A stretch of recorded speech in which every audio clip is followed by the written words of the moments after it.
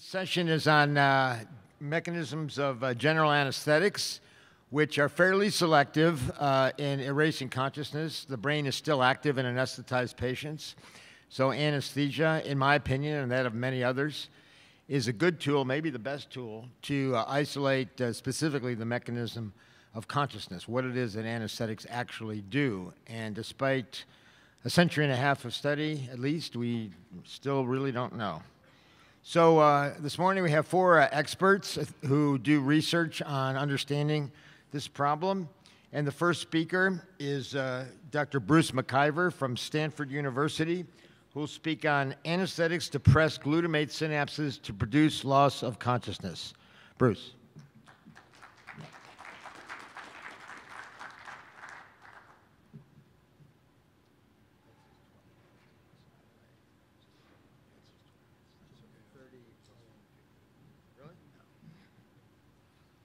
Well, thank you, Stuart, and thank you in particular for this fabulous meeting, fabulous venue. I'll be back. This is my first time here, but just really love this place, and the meeting is outstanding. I've learned so much, stuff I'd never even heard of before. So hopefully I can add a little bit of stuff you guys haven't heard of before. And it won't be that difficult because you've heard some of it. For example, Stuart Hameroff yesterday told you all that anesthetics act on proteins. And I'm going to continue that theme by showing that in addition to acting on tubulins and other structural proteins, anesthetics also act on synaptic proteins. And this first talk is going to focus on proteins associated with glutamate synapses, which are the most ubiquitous, common form of excitatory transmission in the CNS. And any depressant effect on them, we know profoundly affects brain function. So I'll be looking at several proteins at the glutamate synapse that are targets for anesthetics. And it could well be it's the same pi cloud targets in the proteins I'm going to talk about as the ones that Stu talked about yesterday. Following me will be Bob Pearce, and he's going to look at another group of proteins at GABA synapses that are also contributing to loss of consciousness.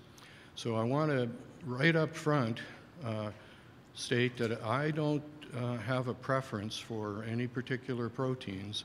I do think that their proteins are involved, and I'll show you why I do. But I think there's lots of proteins, tubulins, structural, enzymes, pumps, etc. So we're going to narrow it down, though, and just look at a few that we know are important for excitatory synaptic transmission. So how do we know that anesthetics depress glutamate synapses? Well, it's one of the most repeated experiments across many labs across the world for decades now that anesthetics at clinically relevant concentrations produce depression of these synapses. And as I just told you, these are important synapses, so you would think that that's going to have an effect on the brain.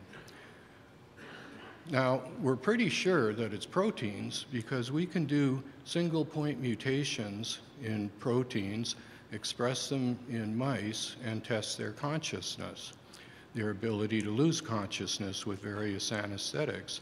And we can get some pretty profound effects by mutations. So, for example, there's the GERD mouse that's real important for showing the GABA receptor involvement. So you can get up to 35% changes in anesthetic responses, especially for the real GABAergic drugs like propofol and etomidate.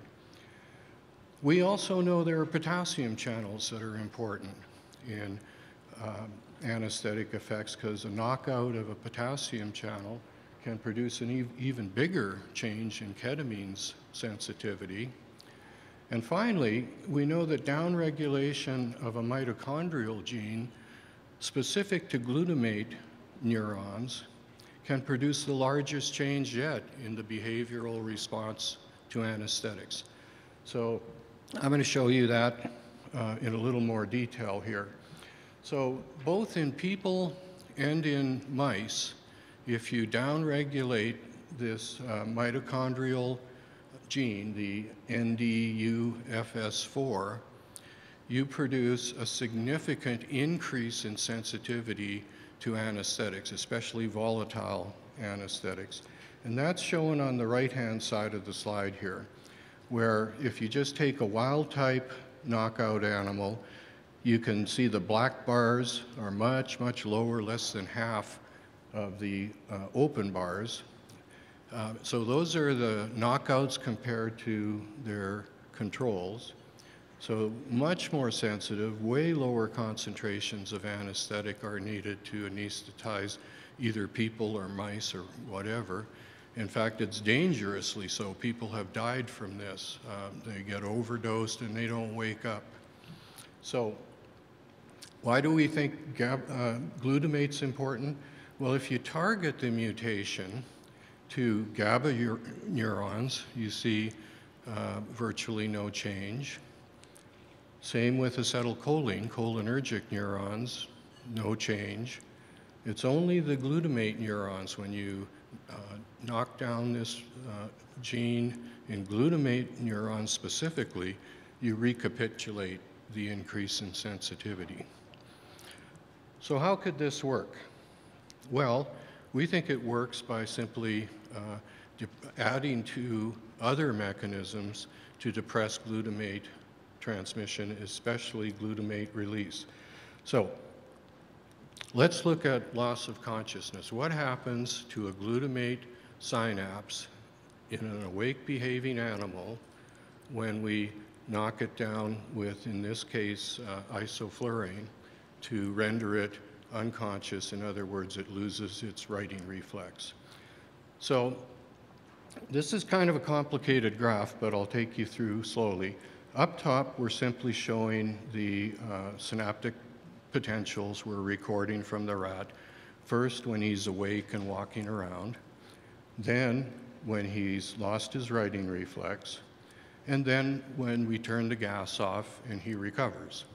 So as you can all see, there's a clear depression in the glutamate EPSP amplitude. That's plotted in the graph on the bottom, where we have time on the x-axis and the amplitude of the response on the y-axis. In the middle, you can see the isoflurane is turned on, and it takes it a while to get up to full concentration. It takes about 20 minutes or so, because we're trying to do this kind of slowly so we can see small changes as the rat gets groggy and then finally can't right itself anymore. So there's two things you can see in that graph. The first is, at loss of writing reflex, the EPSP amplitude, as I just said, is depressed. But more importantly, look what happens to the variability of the EPSP responses. So moment by moment, this synapse is being heavily regulated by extrinsic inputs coming from other brain regions that turn the gain of this synapse up and down, seemingly random. There are some behavioral correlates to it, but the degree of like large amplitude versus really low amplitude EPSPs is beyond the range of even what the anesthetic does. We can see in an awake, moving around rat smaller EPSPs at any given time than we do in the presence of isoflurane. So when isoflurane goes on, that randomness, that extrinsic modulation is completely abolished. You plateau out at a very kind of homogeneous level of amplitude, and it stays there, even though the concentration of isoflurane is increasing over time, right up to surgical levels of anesthesia, where the rat no longer responds to painful stimuli, the kind of surgical stimuli a human might respond to. So it's interesting that the EPSP doesn't show a concentration-dependent depression as the concentration increases. It gets depressed to about 20% and it pretty much stops there. Now this is completely different from what we see if we take this same synapse out of the brain, put it in a dish in isolation so there's no modulation. Our control baseline responses are just as flat as the isoflurane. There's very little variability. But when we put isoflurane on these synapses in isolation, they show a concentration-dependent depression all the way to 50% of their amplitude by the time they're at surgical levels of anesthesia. So, critical to keep in mind what everybody's been saying this week in terms of neurophysiology. Long-range projections are very important to the effects of anesthetics. It's interbrain regional information transfer that's getting hammered here. Okay, so what do we know about how these EPSPs get depressed? Well, first of all, we know that they don't just get depressed in isolation. As the EPSPs, the excitatory glutamate-mediated postsynaptic potentials get depressed, the GABA-mediated inhibitory potentials get increased. And this is true not only in pyramidal cells, but also in inhibitory interneurons themselves, the ones that are supplying the inhibition, the GABAergic input that anesthetics enhance. So that means, like everything else in the brain, that things are very much in balance. And this can help explain why we see such a normalized response in isoflurane. You get depressed to a certain level and then you stop. That could be because you're inhibiting your inhibitory cells as much as you are your excitatory cells. So, here's the wrinkle. There are ways to knock out consciousness that aren't shared among anesthetic agents. In fact, they're virtually all different. Even structurally related isomers have different clinical profiles and different cellular responses. So I know this is another busy slide, but if you just look where it says halothane does not enhance GABA inhibition to depress glutamate synapses, there's that little graph right beside it that shows the halothane depresses the EPSP to about 50%.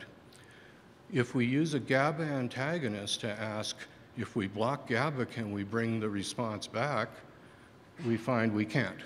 So GABA antagonism of this response doesn't work. So the anesthetic probably isn't enhancing GABA to produce this effect. It's probably a direct effect on the glutamate synapse. In contrast, propofol doesn't inhibit glutamate transmission at all. Instead, it depresses EPSP responses through a GABAergic mechanism solely. We can see that because when we put a GABA antagonist on, we bring the response right back to control levels, even in the continued presence of the anesthetic. So that means propofol is enhancing GABA receptors, at least, to depress excitatory postsynaptic potential responses. Now, since we know for some of the anesthetics, like halothane, actually, let me just go back. In the bottom right are a series of bar graphs. It's hard to see, but the first is halothane, then isoflurane, pentobarbital, thiopental, and finally propofol. So if you look across all these agents, some are strictly glutamatergic antagonists, like halothane and isoflurane, where you get very little antagonism of the effect with GABA blockers. whereas pentobarbital in the middle seems to have a mixed GABA and glutamate, and I'll show you more of that in a minute. And thiopental and propofol are out on the other end. They're mostly enhancing GABAergic inhibition. So let's focus in on halothane and isoflurane and ask, how do they depress these glutamate synapses? What proteins are involved in this? Now, the most ubiquitous and important proteins in glutamate synapses are calcium channels. They're critical for permitting the calcium entry that allows vesicles to fuse and release glutamate so that the glutamate can talk to the postsynaptic neuron and excite it. So if we just focus on one type of calcium channel, an N-type channel, we have very specific blockers for this. They're toxins from snails that go and knock out N-type calcium channels and nothing else, at least nothing that has ever been described. What does conotoxin do to synaptic transmission? Well, it does essentially what anesthetics do. The volatile anesthetics produce about a 50% depression of the excitatory postsynaptic potential. And you can see that conotoxin does the same thing. It plateaus out at about 1 micromolar. We don't see any further depression at higher concentrations. But the important thing is, if you look at the bottom graph, the green dots, the depression of the EPSP is always accompanied by an increase in presynaptic facilitation, which we know is due to a presynaptic increase in glutamate release on the second of the 2 pulses we're testing. So we're generating 2 EPSPs, the first one and the second one. You can see the second one is bigger right away in control conditions. And it gets even bigger, relatively speaking, as the synapse gets depressed.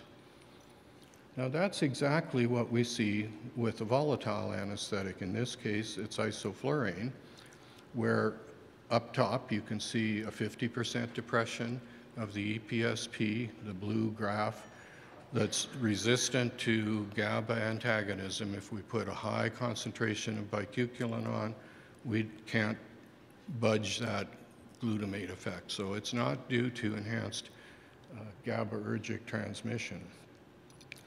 Interestingly, we see the exact same increase in facilitation we saw with conotoxin. So that's led our lab and others to suggest that calcium channels are really critical targets. Now, what about other anesthetics? So here's that middle-of-the-road guy, pentobarbital. Now here you can see a little more complicated response because we are now able to antagonize some of the EPSP depression with bicuculin again. So that means part of pentobarbital's effect is through enhancing GABA receptors. Interestingly, in the presence of the pentobarbital alone, we see a decrease in facilitation. In fact, it flips over and becomes paired pulse inhibition instead of paired pulse facilitation. When we apply the bicuculin to knock off the GABAergic effect, we see it pops right back up to indicate that there's also an additional presynaptic effect produced by pentobarbital. Now, the best example of this presynaptic effect of pentobarbital was shown by Chris Richards' group using calcium imaging of synaptic release boutons.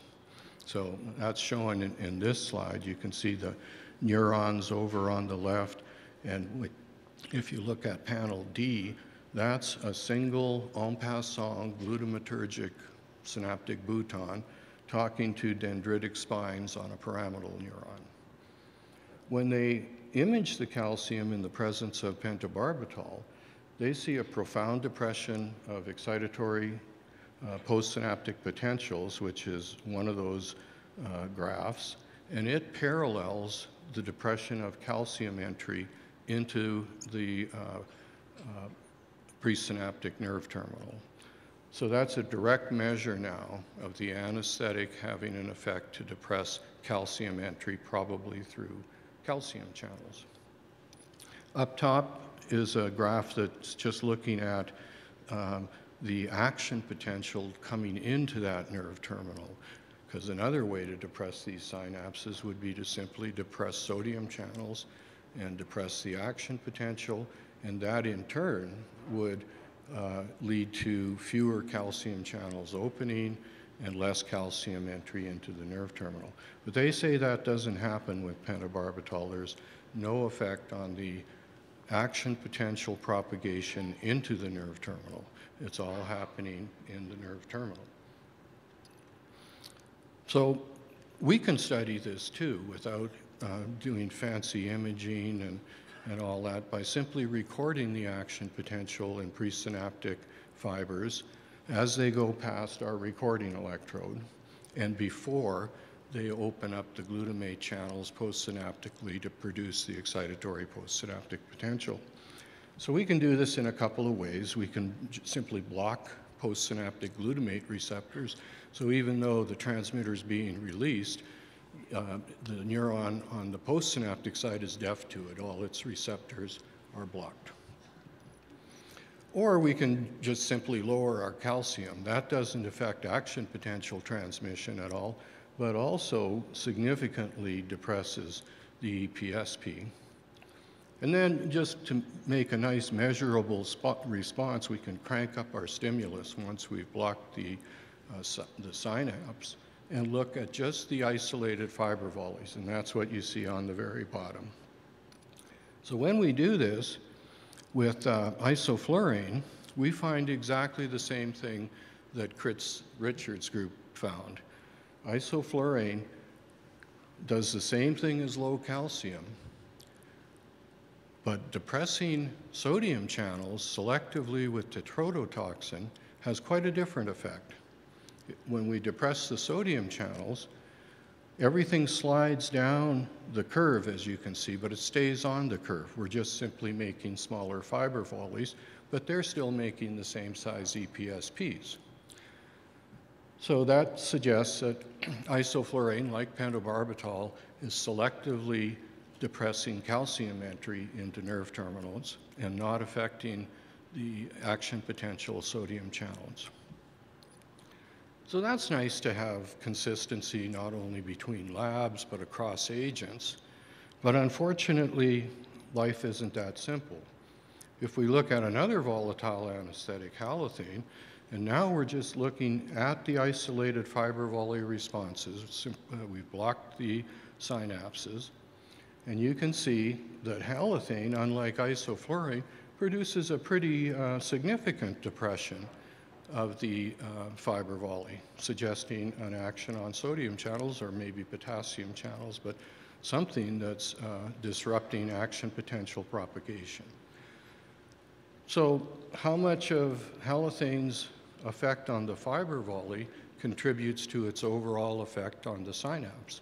Well, that's easily deduced by simply looking at the input-output function. I showed you those just a second ago, but basically we're plotting the fiber volley on the x-axis versus the EPSP. We say, okay, if we depress the fiber volley by 20%, what should that do to the EPSP? And it produces a little bit more of an EPSP depression due to the steepness of the relationship. So we get about 25% of the halothane-induced EPSP depression can be accounted for simply by depressing the action potential. Now remember I told you earlier these anesthetics produce about a 50% depression. So half of halothane's depressant effect on the glutamate synapse can come about through effects on upstream sodium channels. Now, I just want to end with a slide that tells you that most of what I've told you isn't that important, because effects on glutamate synapses are just a small part of the picture. And Bob Pearce is going to talk about other proteins. And in fact, all the speakers today will be talking about different kinds of proteins that anesthetics can interact with. So this is part of the story. It's an important part for volatile anesthetics because they don't have a lot of GABAergic influence on communication between neurons. But it's irrelevant to the effects of propofol, because I showed you early on that all of propofol's depression of these synapses is through GABA receptors. Now, unfortunately, there are a bunch of other proteins at synapses that are also affected. I'm just going to list them off here, and I won't provide a whole lot of evidence because PubMed search will turn up tons of evidence for all of these. But first and foremost, I showed you that you can depress action potentials and that this will contribute to the depression of excitatory transmission. So that's site number one for the glutamate synapse. I also showed you that enhancing GABA transmission can lead to a depression of excitatory postsynaptic potentials. And then I showed you fairly direct evidence, both from electrophysiology and from imaging of calcium, that calcium channels are involved. And many other labs have shown this, proven this better, way better than I have. But there's also really good literature showing that anesthetics depress or disrupt release proteins. So proteins that are on the vesicles and proteins that are on the release sites are both affected by anesthetics, and this in turn contributes some to the depression of these synapses. Similarly, vesicles have to be docked at synapses before they can release, and these docking proteins have been shown to be disrupted by anesthetics as well. Reuptake, we haven't even talked about, but for this whole system to work, every time you release, you need to reuptake some of your transmitter and your membrane bits from the vesicle. And that process has been shown to be particularly sensitive to anesthetics. And postsynaptic glutamate receptors, we all know about NMDA receptors in ketamine, but isoflurane also depresses NMDA receptors as part of its mechanism of action. So, and you're going to hear all about the postsynaptic GABA receptor next. So I'll leave it there. And do we take questions, Stu? Or? So if anyone has a couple of quick questions, I'd be happy to answer. Yes, sir. Yes. In terms of, I noticed in your slides that it was hippocampal area you're dealing with. Is it dentate gyrus CA3 or CA1? And I have a follow-up depending on what you say, or both. All the electrophysiology I showed you today is CA1, but I don't think the hippocampus is all that important for anesthesia, although there are many who would disagree. We're looking at it just as a model of a typical glutamate synapse in the central nervous system. Now, we've also worked in neocortex and shown the exact same effects of the volatile anesthetics on glutamate transmission between pyramidal cells and stellate and pyramidal and granule cell inputs to pyramidal cells, which are all glutamatergic. So it seems to be throughout the brain. Others have shown down in the spinal cord depression of glutamate transmission via presynaptic action is important as well. And the quick follow-up, just CA1, that could be what leads to the amnesia from that. I mean, it may or may not affect consciousness, although if it allows the dentate CA3 to occur, it may conjure up some mental content and so on in the process. Right. You're absolutely right. It's clearly important in memory formation, but not so much consciousness. HM, the classic hippocampal lesion patient, was fully conscious, but had no ability to learn new stuff. So that, am I on? Check. Is that working? Yep. Okay. So yeah, actually this may relate to that last question. So I go in every 5 years for a routine procedure using propofol. I'm told by the doctor's assistant that while I'm under, I can be given commands and I will respond to them. But of course, when I come out, I remember nothing of it. So Right. apparently I'm somehow conscious during the time that I'm under propofol, but I remember nothing when I come out, so kind of a mundane question. Yeah, but you're absolutely right. That's exactly what's happening. That procedure is not really general anesthesia. It's called awake sedation.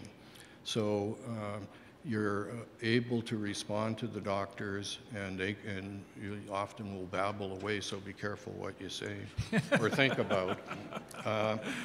But So Bob do I know what I'm doing whenever, I'm giving those commands? No, because you're not that responsive. But Bob is going to tell you exactly how that works. Oh, very good. Okay, thank you. Okay? Thank you all. Let's thank Pearce. Let me just say, as a clinician to the last speaker, that's not truly general anesthesia. If you, I'm not going to guess what the procedure was. We do a lot of that kind of stuff in the GI lab, endoscopy, and it's not the same as having something cut open. So it's okay. With that, actually, I have a question. I'll just throw it out for all the speakers. If we take the idea that all the anesthetics are acting at different sites, is that consistent with Meyer-Overton? So just think about that. Without further ado, Dr. Robert Pearce, Department of Anesthesiology, University of Wisconsin, Madison. How do anesthetics act to selectively prevent consciousness? Bob.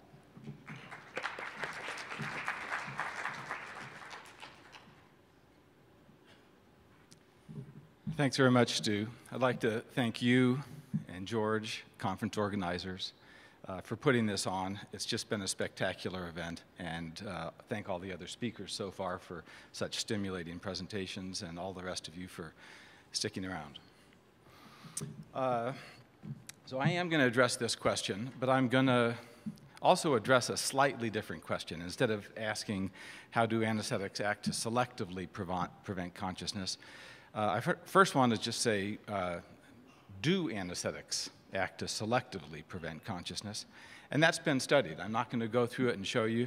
This last discussion showed that it's on others' minds also, and the answer is generally no, that it is not selectively preventing consciousness, because the concentrations of anesthetics that prevent memories from being formed are about half the concentration that it takes to prevent consciousness. Now, they do prevent consciousness at lower concentrations than stopping memory or stopping other movements in response to painful stimulus, so they're relatively selective. But in fact, memory is even more sensitive, and we know that from conscious sedation, like we just discussed, or anesthesiologists in the audience will know that they've spoken with patients who are clearly awake and ask pertinent questions at the end of an operation in the recovery room. Did I have cancer or not? And when you tell them no, it was a benign tumor, they're relieved, and 10 minutes later you come back and they'll ask the same question. So they're interacting with you, but they don't form memories, likely because of the residual anesthetics. So anesthetics don't necessarily selectively act to prevent consciousness, but they do act to prevent memory very effectively. Maybe investigators selectively investigate consciousness, but that's not what anesthetics do. So I'm going to talk about how anesthetics impair memory formation, because we've learned a lot more about that, and we're starting to understand how memories are formed better than we understand consciousness. And in my mind, they're very related, and I'll explain a little bit why that is. So the outline of the presentation is that I'm going to start talking about GABAergic anesthetics, specifically etomidate, and how it blocks memories of hippocampal-dependent memories, which are explicit memories that are formed that you can recall and explain as opposed to implicit memories.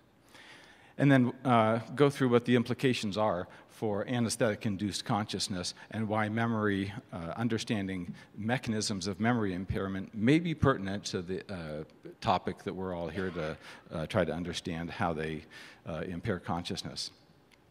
And just as a preview, memory is an essential contributor to models of predictive coding, which I think is a very powerful model and is becoming more widely accepted. The brain is a prediction machine. Understanding the memory circuitry has been essential to understanding how anesthetics impair it. And so I think that's going to be necessary, this mid-level between the global understanding of integration in the brain and the microscopic understanding of selective actions on receptors. We need to understand the middle ground, how the circuitry works. And if we don't understand that, it'll be very difficult to target anesthetics understanding all the way from the molecular to the global. And then specifically the mechanisms that work on memory may well come into play for consciousness, but we don't know that yet. So just as a overall background, you all are probably very familiar with the idea that GABA is the principal inhibitory transmitter in the central nervous system. It's stored in vesicles. It's also present at a low concentration in the extracellular fluid. When it's released, I should know which of these buttons to push, but I'll probably push the wrong one. There we go. When it's released from the vesicles, it typically binds to ionotropic GABA receptors on the postsynaptic membrane. It also can diffuse away to perisynaptic or extrasynaptic receptors and activate slow-acting currents or tonic currents that are continuously present, and I'll go through that. GABA receptors are typically made up of 5 homologous subunits. 2 alphas, 2 betas, and a gamma is the typical GABA receptor. And there are probably dozens of different kinds of GABA receptors made up of different combinations of subunits that are present at substantial numbers and that are physiologically important. Millions could be present, but really the best evidence, it's dozens, just like other families of proteins. And they are selectively expressed by different receptors and in different parts of the brain, different types of proteins. And one that's become particularly interesting for understanding effects on cognitive function is the alpha-5 subunit. It only represents about 5% of the receptors in the GABA receptors in the brain, but it's about 25% of the GABA receptors in the hippocampus. And the hippocampus, as we're all very familiar with, is essential to forming new declarative memories. And so it's been targeted. Drug companies have developed drugs that are quite selective for alpha-5 subunit containing receptors, and there are mice available that have knockouts of the alpha-5 subunit, even just in specific regions of the hippocampus. And so there are tools available to study this. And an important, really seminal observation for this line of research was provided by Dr. Bev Orser at University of Toronto, where she showed that etomidate, one of the GABAergic anesthetics that Bruce talked about, targets alpha-5 subunit containing receptors to regulate synaptic plasticity and memory. And so I'll go through a couple of these because these are very important experiments, I think. She used fear conditioning paradigm with mice. And in fear conditioning, an animal is placed in a chamber, and it needs to learn its surroundings, or it needs to associate some specific aspect of its surroundings with a stimulus it receives. It's a mild foot shock. It doesn't like it. And the next time it's placed back in that chamber or given an associated sound, it will freeze. And that freezing is an expression of how well it learned that association. For the context test, the hippocampus is essential. If the hippocampus is disabled, mice and men are unable to form associations within the hippocampus of that complex context, and it doesn't freeze. With a tone test, the hippocampus is not necessary. The amygdala is still, but not the hippocampus. And so fear conditioning to context is what she used. And she used a couple of approaches. this drug, L655-708, that selectively interferes with the function of alpha-5 containing receptors, and found that on its own, it doesn't impair freezing responses the next day after having shocked the animal, not associated with the tone, but in a hippocampus-dependent way. When etomidate was given, etomidate suppressed fear conditioning to tone. The animals were still awake, they were aware, but they didn't freeze as much, they didn't learn as well, so a selective conscious amnesia that it induced. And etomidate in the presence of this inverse agonist of the alpha-5 GABA receptor didn't work. It completely reversed the amnesia that was produced by etomidate and cued fear conditioning, this tone conditioning that doesn't depend on the hippocampus, wasn't influenced by any of this. She went on and studied some of the underlying circuitry in the hippocampus, long-term potentiation, and I'll go into just a little bit more detail about what is the basis of long-term potentiation, and found that L655-708 did not prevent EPSPs from being increased in response to a brief stimulus. And long-term potentiation has been used as a memory model because just a brief stimulus can last for hours or days. It influences the circuit. So it's a cellular analog of memory. And L655, this alpha-5 inverse agonist on its own, did not do anything. Etomidate, the open circles here, impaired long-term potentiation. It prevented synapses from changing durably, analogous to preventing memories that they found previously with context conditioning. And in the presence of this alpha-5 inverse agonist, etomidate was no longer effective. They did these same experiments in animals that were lacking only the alpha-5 subunits of the GABA receptor, and etomidate again became ineffective. So this is a remarkably selective target for a drug to prevent memory, working on specific types of receptors in the hippocampus primarily. And the suggestion for how this comes about at a cellular level is that long-term potentiation reflects a change in the response or numbers of these glutamate receptors that Bruce had just talked about on the postsynaptic membrane. When glutamate is released just in single EPSPs, it evokes a response in the postsynaptic membrane.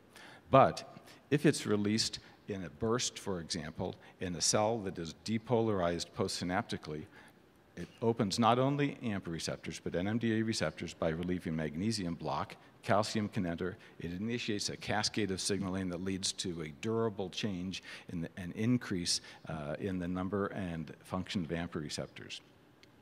That cell has to become depolarized in order for NMDA receptors to open effectively.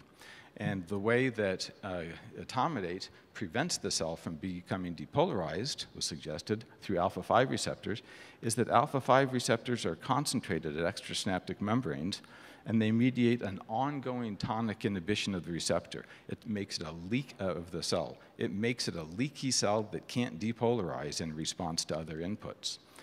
And it's a tonic current. If you put on an antagonist like bicuculin, you can see the baseline shifts back up. It's just always there, and it's very sensitive to anesthetics.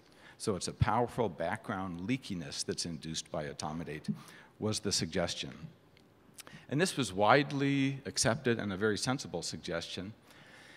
But for a variety of reasons, I thought there may be more to it than that. This may not be a strong enough current. We can see it if it's in a cell that's just sitting quiescent, but that's not what's happening in the brain when we're awake and doing things. The membrane doesn't just blip along. It's all over the place, and it's already leaky. So I wondered whether there may be other mechanisms that come into play with alpha-5 subunits. And in fact, when we discovered that alpha-5 subunits mediate a slowly decaying IPSP that matches the time course of slowly decaying NMDA receptors, comes in out in the dendrites right near excitatory synapses, so it's been termed the anti-NMDA receptor response. And these slow synapses are mediated about 50% by alpha-5 subunits. Not only that, alpha-5 subunits were initially identified on the dendrites of pyramidal neurons, but then they were discovered to also exist on interneurons. So there are other possible explanations for how enhancing alpha-5 subunits might impair memory. So we decided to test that. And we replicated the findings of Dr. Orser's lab. If we did a long-term potentiation-inducing stimulus, a theta burst stimulus, under control conditions, got good potentiation. In the presence of 0.5 or 1 micromolar etomidate, it largely prevents any long-term potentiation. And if we knock out the alpha-5 subunit, analogous to that inverse agonist L655 in the previous slide, it prevents etomidate from blocking long-term potentiation. So it seems to be acting very selectively on these alpha-5 subunit containing receptors. But not going into the many experiments it took to come to this conclusion, we decided to knock alpha-5 subunits out of just the pyramidal cells, where tonic inhibition is supposedly the explanation for how it was happening. And we found that when we knocked alpha-5 subunits out of the pyramidal cells, it did not replicate the global knockout. It seemed, so here's with 1 micromolar etomidate, etomidate was still able to effectively block long-term potentiation. So this idea that alpha-5 subunit containing receptors make dendrites leaky doesn't hold up. We also showed that alpha-5's partner is the beta-3 subunit, and we can make beta-3 subunits completely insensitive to etomidate through a single point mutation. So we can target just the tonic inhibition, make it insensitive to etomidate, and that didn't replicate the effect. So it looks like it's not the GABA receptors on the postsynaptic membrane in pyramidal cells that's influential, but on non-pyramidal cells, likely interneurons. So how might enhancing inhibition on interneurons impair long-term potentiation? And it's a little counterintuitive, because if you inhibit the interneurons, that should make the pyramidal cells more excitable and increase long-term potentiation. And we suspect that the answer is that it's interneurons that are being inhibited that don't target pyramidal cells, but that target other interneurons. This is so-called disinhibition. It's becoming a more widely studied and we understand that it's a really important theme for how the circuits of the brain work. And I'm going to go through a little bit how this works. But that shows an example of a cell that has slow iPSPs mediated by alpha-5 subunits, and this is an interneuron, an OLM cell. And specific interneurons target other interneurons. So disinhibition as a theme seems to be common in all brain regions. And so what does it look like in the hippocampal CA1 region where we were performing these experiments? Well, typically, excitation comes in from the Schaefer collateral pathway onto the pyramidal cell dendrite. It also, at the same time, excites a basket cell, for example, that inhibits the pyramidal cell near the soma. It makes the pyramidal cell less likely to fire, so it counteracts its own excitation. This is a negative feedback that it provides. There's also negative feedback that's very much the same in stratum radiatum interneurons that comes in right near the pyramidal cell excitatory input. So these two counteract each other, just like a muscle that provides flexion counteracts extension at your elbow, and the two of them being balanced helps provide good function. Feedback inhibition is also elicited, where when the pyramidal cell fires in response to excitation, it turns on a local inhibitory neuron that goes back, feeds back, and inhibits that cell. Another form of feedback inhibition. These are all classic inhibitory mechanisms that help keep cells in control. But in this instance, OLM cells inhibit not only the pyramidal cell, they inhibit this other feed-forward interneuron, the stratum radiatum interneuron. And if we think about the function of that, stratum radiatum interneuron inhibition, it doesn't provide a negative feedback. This turns this cycle into a positive feedback cycle. Every time this pyramidal cell gets excited and it fires, it turns off its own counteracting inhibition. It makes this more effective. And so the next input that comes in becomes even more and more effective, and this circuit explodes into action. And by targeting this circuit, experiments done in Klaus Kulander's lab a few years ago showed that this is a mechanism by which nicotine enhances memory. It turns down this positive feedback cycle, this disinhibitory circuit. So we propose that anesthetics also target this disinhibitory circuit because there are alpha-5 subunits on some of these inner neurons. We haven't proven that, but it seems the most likely explanation right now. So for the first part of this talk, how do GABAergic anesthetics act to maybe selectively prevent memories from being formed? They target disinhibitory circuits on inner neurons, is our best guess. And we're starting to get a real grasp on what are the cellular and network mechanisms of memory formation. What does that have to do with consciousness, and what are the implications for consciousness? Well, I went through the kind of background reasoning, and so now a little bit of detail about what I mean for each of these. What is predictive coding, for example? Tony Huditz, who's going to be speaking next, had a very nice review with Mike Alkire and Giulio Tononi, and part of that showed this concept that feedback from the frontal to the occipital, from the primary lower area cortex, is generally balanced in awake animals, but that there's a preferential suppression by anesthetics.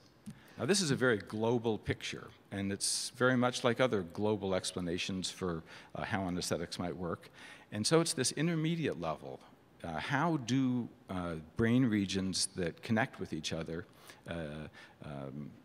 influence the other region?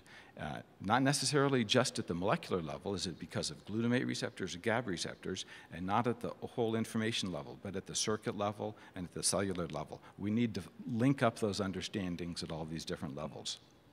And one powerful, what does it say? Needs to download font. I'll skip that one. Doesn't say anything on my computers that makes it hard to see. And there's no, I'll hit return. Skip that again. Skip that again. See if we can get the mouse over there. There we go. Oh, started all the way at the... Okay, good. Now, I'm taking a chance that this is going to work. I'll stay here. Some of the models that become a little bit more detailed than these global models have been proposed, and one of the powerful ones that's starting to get really accepted is an idea called predictive coding. And this is a very simplified wiring diagram of how the hierarchical organization of the brain might be working. And that is that there are separate low-level sensory areas. They have several levels of processing, and sequentially more complicated visual or auditory responses are seen, and they're developed through the circuitry at each of these levels. But eventually, there are multimodal levels of cortex and even higher levels of cortex, more than multimodal sensory.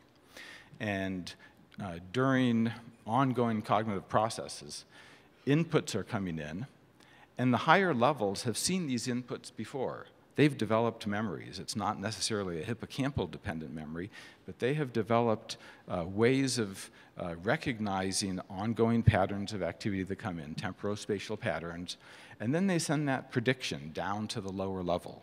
One of the particularly attractive aspects of Hawkins' theory of predictive coding is that when a prediction is sent down from a higher area, saying, this is what you're going to see next because I've seen what you told me before, then not much information has to flow back up. The entire visual scene or auditory input doesn't need to flow up because it's already been predicted, and only the information that, yes, that happened has to flow upwards. When there's an unexpected input, Mary had a little goat comes along, then it's necessary to send up information, no, that didn't happen. And so this may be the source of this so-called mismatch negativity. Suddenly, the entire circuit springs into action to provide information about what actually happened, and this higher area then might be able to recruit other areas, or it may say, oh, I've seen that pattern before, and it sends down new predictions. So during ongoing cognitive processing, there's a continuous upward-going stream of information coming in from outside, and a downward-going stream and predictions going along at every level being met or not met. And that this is the way that the cortex, at least, or thalamocortical system works. And if I can get to...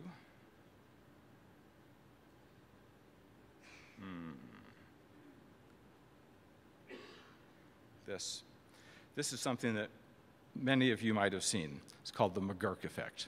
And two of the streams of information that are coming in come into play in this. And I'll ask you to look at the speaker on the left and on the right, and just look back and forth, and I'll play it a couple of times. Ba, ba, ba, ba, ba, ba, ba, ba, ba, ba, ba, ba. Now, if you're like most people, when you look at one of the speakers, you'll hear one thing, and when you look at the other speaker, you hear something else, ba or va. But it was the same sound. And so this has been explained, the visual dominance of our species. Your visual system has learned to predict what your auditory system is going to happen, and they're at discordance in this one, but your visual system is overriding really what comes in. So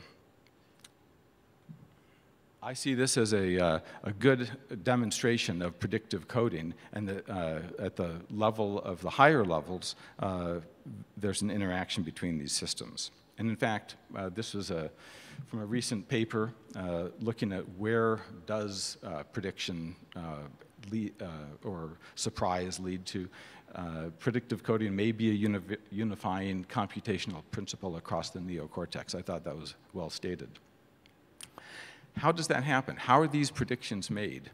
At the same level that we were trying to understand memory, can we understand how the modules of the cortex bring in predictions and compare them to the information that they are receiving, bring back the memories that have been stored there, and then send down the correct prediction for the next thing? That's a daunting task to understand how this circuit does it, and we aren't there yet. But there are a lot of neuroscientists who are working at understanding that level of coding in the brain. And this shows a flow diagram that's been proposed for the information flow through the column and a lot of the different kinds of cells that are involved. In this cortical microcircuit, you'll notice very similar themes of inhibitory neurons inhibiting each other, inhibiting the pyramidal cell, soma, and the dendrite. This is a lot more complicated. It's been proposed that an entire column of the neocortex basically replicates the cycle of entorhinal cortex to dentate to CA3 to CA1, and that's all embedded within a single column of the cortex. And how that cortical column is working is trying to be worked out. And it gets even a little bit more complicated. This shows all the different kinds of interneurons that exist that talk to each other as much as they talk to the excitatory neurons that are sending information up and down the level. And so we need to work out what is the circuit wiring diagram of the inhibitory neurons, how do they talk to each other, and could anesthetics that work through GABAergic mechanisms, in part or wholly, be interfering with the process of predictive coding by interfering with disinhibition like we think is happening in memory. And there are some good preparations that are available to study this. And one that's been introduced a couple of years ago by Raz and Banks, they call the corticothalamic network disruption hypothesis. It draws on the theories of Tononi and the cognitive unbinding hypothesis of Mashur combines those. And they find that they can get two sensory streams interacting in a model of the thalamocortical system in a brain slice in vitro, and that there's a selective suppression of the downgoing information from one visual, or from the visual area to the auditory, way more than the thalamocortical upward going information. So these processes of upward going and downward going information are accessible in brain slices, and methods that are so powerful, optogenetics and genetic targeting of different neurons, is available to really start to dig into the circuitry of the cortex and how these information streams influence each other. So, to summarize, I think the implications of our understanding of how anesthetics interfere with memory might inform us about consciousness and provide some motivation to keep digging into the details of the circuitry, because until we understand that, we may not know what we're even looking for in terms of understanding the mechanisms. First and last, I want to acknowledge the people who did the work that I showed you in understanding memory systems, and thank you for your attention.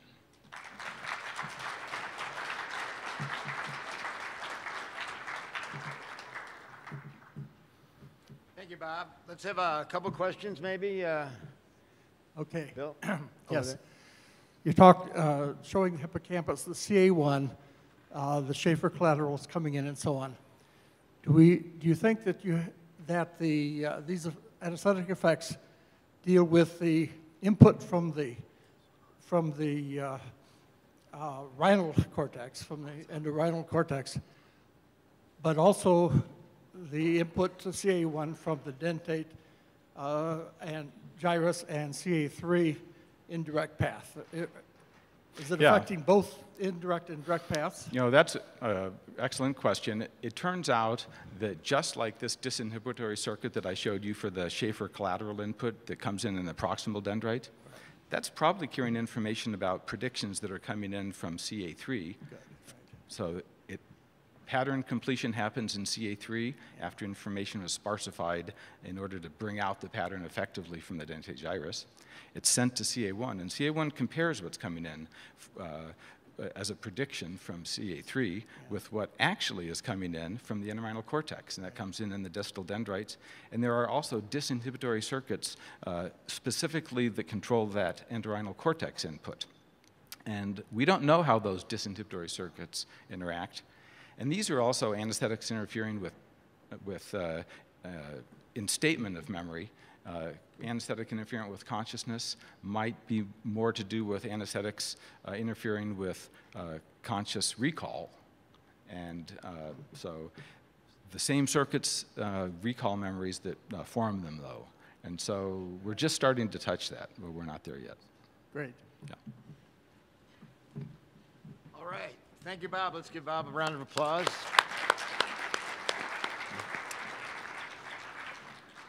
Our next speaker is Dr. Rod Eckenhoff from Anesthesia and Critical Care at University of Pennsylvania, speaking on mechanism of general anesthesia, solo, chamber group, or symphony. Rod.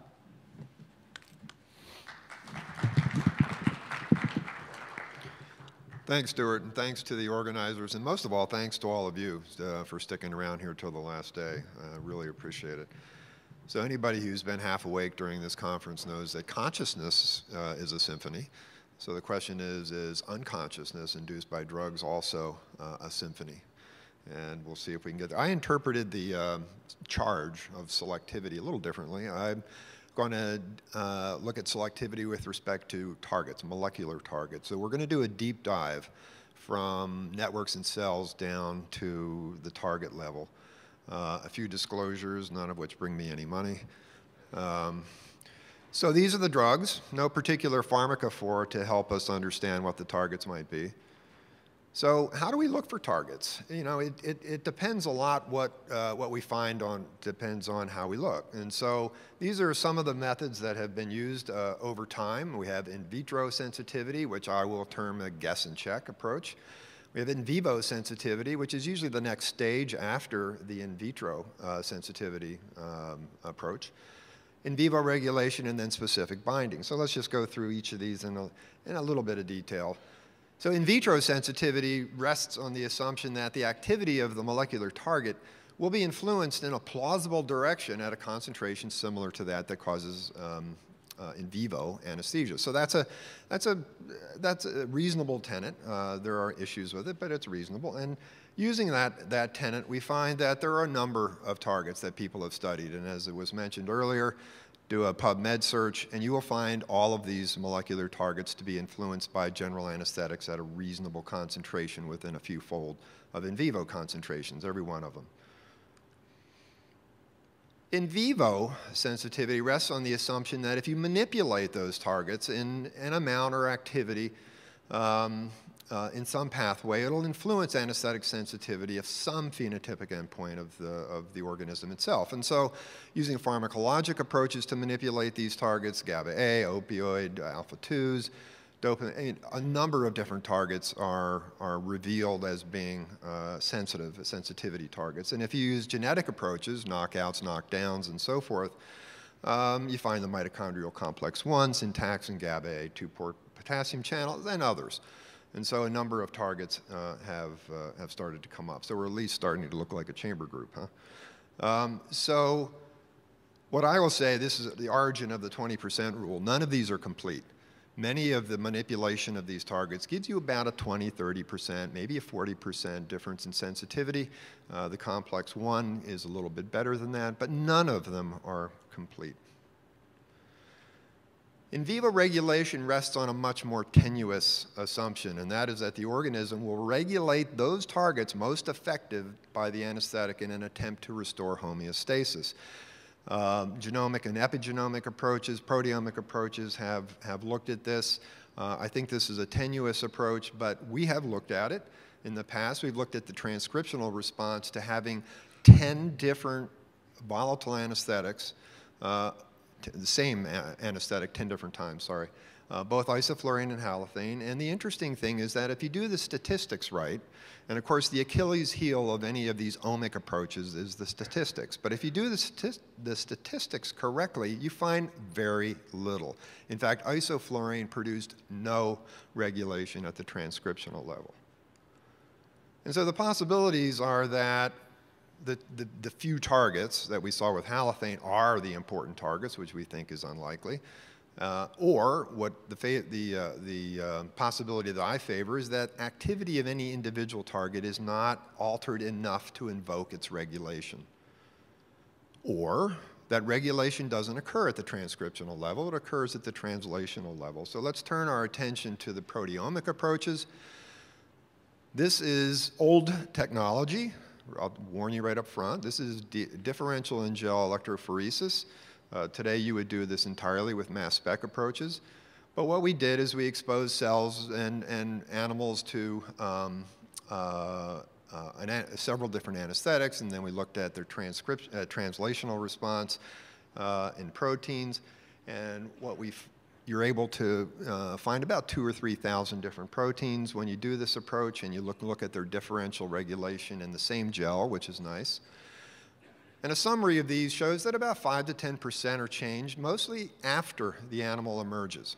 Not during, but after the animal emerges, which makes sense because those regulation mechanisms themselves might be suppressed. The most interesting part is the selectivity part, and that is that halothane and isoflurane produce very different responses. Halothane mostly metabolic proteins, isoflurane mostly stress-related proteins. Little overlap.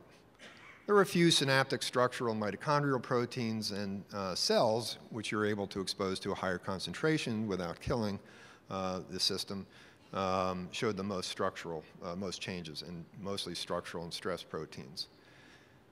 But as I said, this rests on a very tenuous assumption that these are the drug targets, but they may be very indirect. So how do we check that?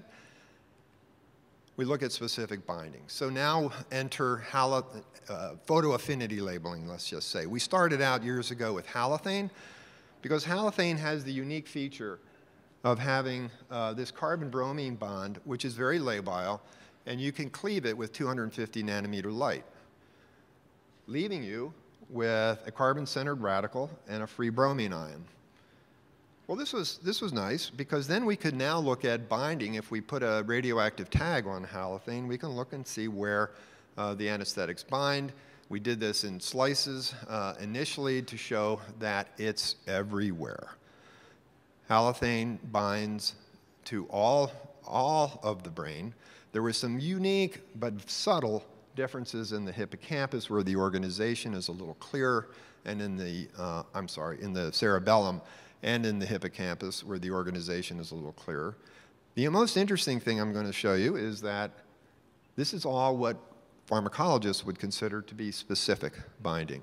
It's widespread, it doesn't seem to be very selective, but it is pharmacologically specific in that if you add excess cold halothane, shown here, you displace most of the hot halothane. Now, the interesting part is this. Isoflurane didn't displace it at all. So this suggests that there's a lot of selectivity between very similar drugs, at least at the physicochemical level, very similar drugs, halothane and isoflurane. A similar haloalkane chloroform to halothane displaced better than the haloether represented by isoflurane. And now we can take those brains, grind them up, and see what proteins the halothane is binding to. And we find that, again, we keep coming up with this number of about 10–15% of detectable proteins bind specifically. Now, one of the big problems with this kind of approach is it doesn't get at the non-abundant proteins. So all the ion channels that the previous speakers were talking about aren't even detected on those kind of gels. So we need to do better than that. The other problem with halothane is that it generates a carbon-centered free radical. And that's this. And the carbon-centered free radical is not a very reactive moiety. It probably reacts with things in about a microsecond, tens of microseconds, giving it lots of times to float around and find targets that may not be related to the target you're interested in, not where it was beforehand. So then we moved on to the diazarine approach. So these are all photo labels that have been generated. After we did this initial work with halothane, other groups got interested in photo labeling. And Keith Miller did some alcohols and the barbiturates. Alex Zeber's group did the steroids. And these are a series of etomidate analogs made by the Miller group at MGH. And then propofol was the next in line. So here's propofol. Here's our photo label of propofol in the meta position, putting the diazarine here. This is Nick Franks' analog. He put it at the ortho position. And this is Keith Miller's group. He put it at the para position with a longer chain. Each of these has different character and has given slightly different results. These were made by Bill Daly and actually a medical student at the time, Michael Hall. So the way this works is you incubate your protein with the photo label. You expose it to UV light that causes a carbene, not a carbon-centered radical, but a carbene. Carbenes are far more reactive, probably 10 to the 4th, 10 to the 5th more reactive than a carbon-centered radical. And it can bind pretty much into anything it happens to be next to, even a carbon-carbon bond. The other nice thing about it is that it releases dinitrogen, which is stable and doesn't participate in any complex photochemistry like the halothane-free bromine ion does. And so it binds, and then you can detect it with mass. What we're doing today is almost entirely mass spec approaches. And if you happen to radio label, you can also detect it that way. So let's dive down a little bit more now from this sort of proteomic approach down into some of the molecular targets. So we'll start with the known targets. And in this case, these are the pentameric ligand-gated ion channels. We started with GLIC because GLIC has a crystal structure with propofol in it. So this is a nice validation tool. And so, as you can see, and GLIC is a prokaryotic channel, and it is inhibited by propofol and other anesthetics.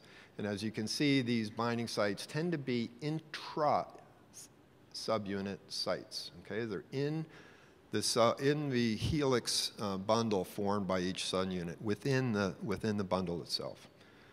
And sometimes some simulations also put them in the pore, but the crystal structure didn't show that. So working with John Cohen at Harvard and Yan Xu at Pittsburgh, we were able to photolabel and also using NMR to show that the the propofol, here's propofol docked in the crystal structure, and these are the residues that we photolabeled. So you can see there's nice concordance, and this is modeling our AZ propofol in this particular binding site. So there's really nice concordance between the photolabeling and the crystallography.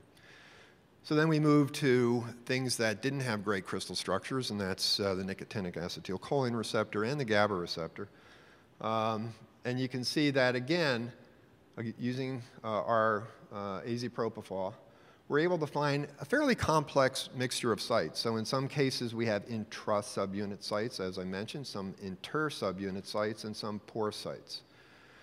And so you can start to see the complexity that not only do we have different targets for some of these drugs, but we have different sites within individual targets.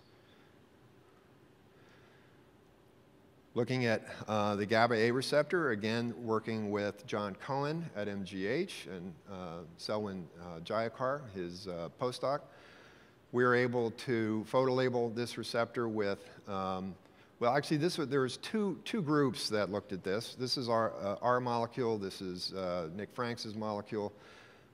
Nick labeled this tyrosine, which was up here. It turns out the crystal structure that was released later on suggested that this was actually in the pore. We think there are problems with this photolabel that resulted in that, but most of the sites that we found were these intra-subunit sites around the nicotinic receptor. So again, remember, this is an inhibited pentameric channel by this particular drug.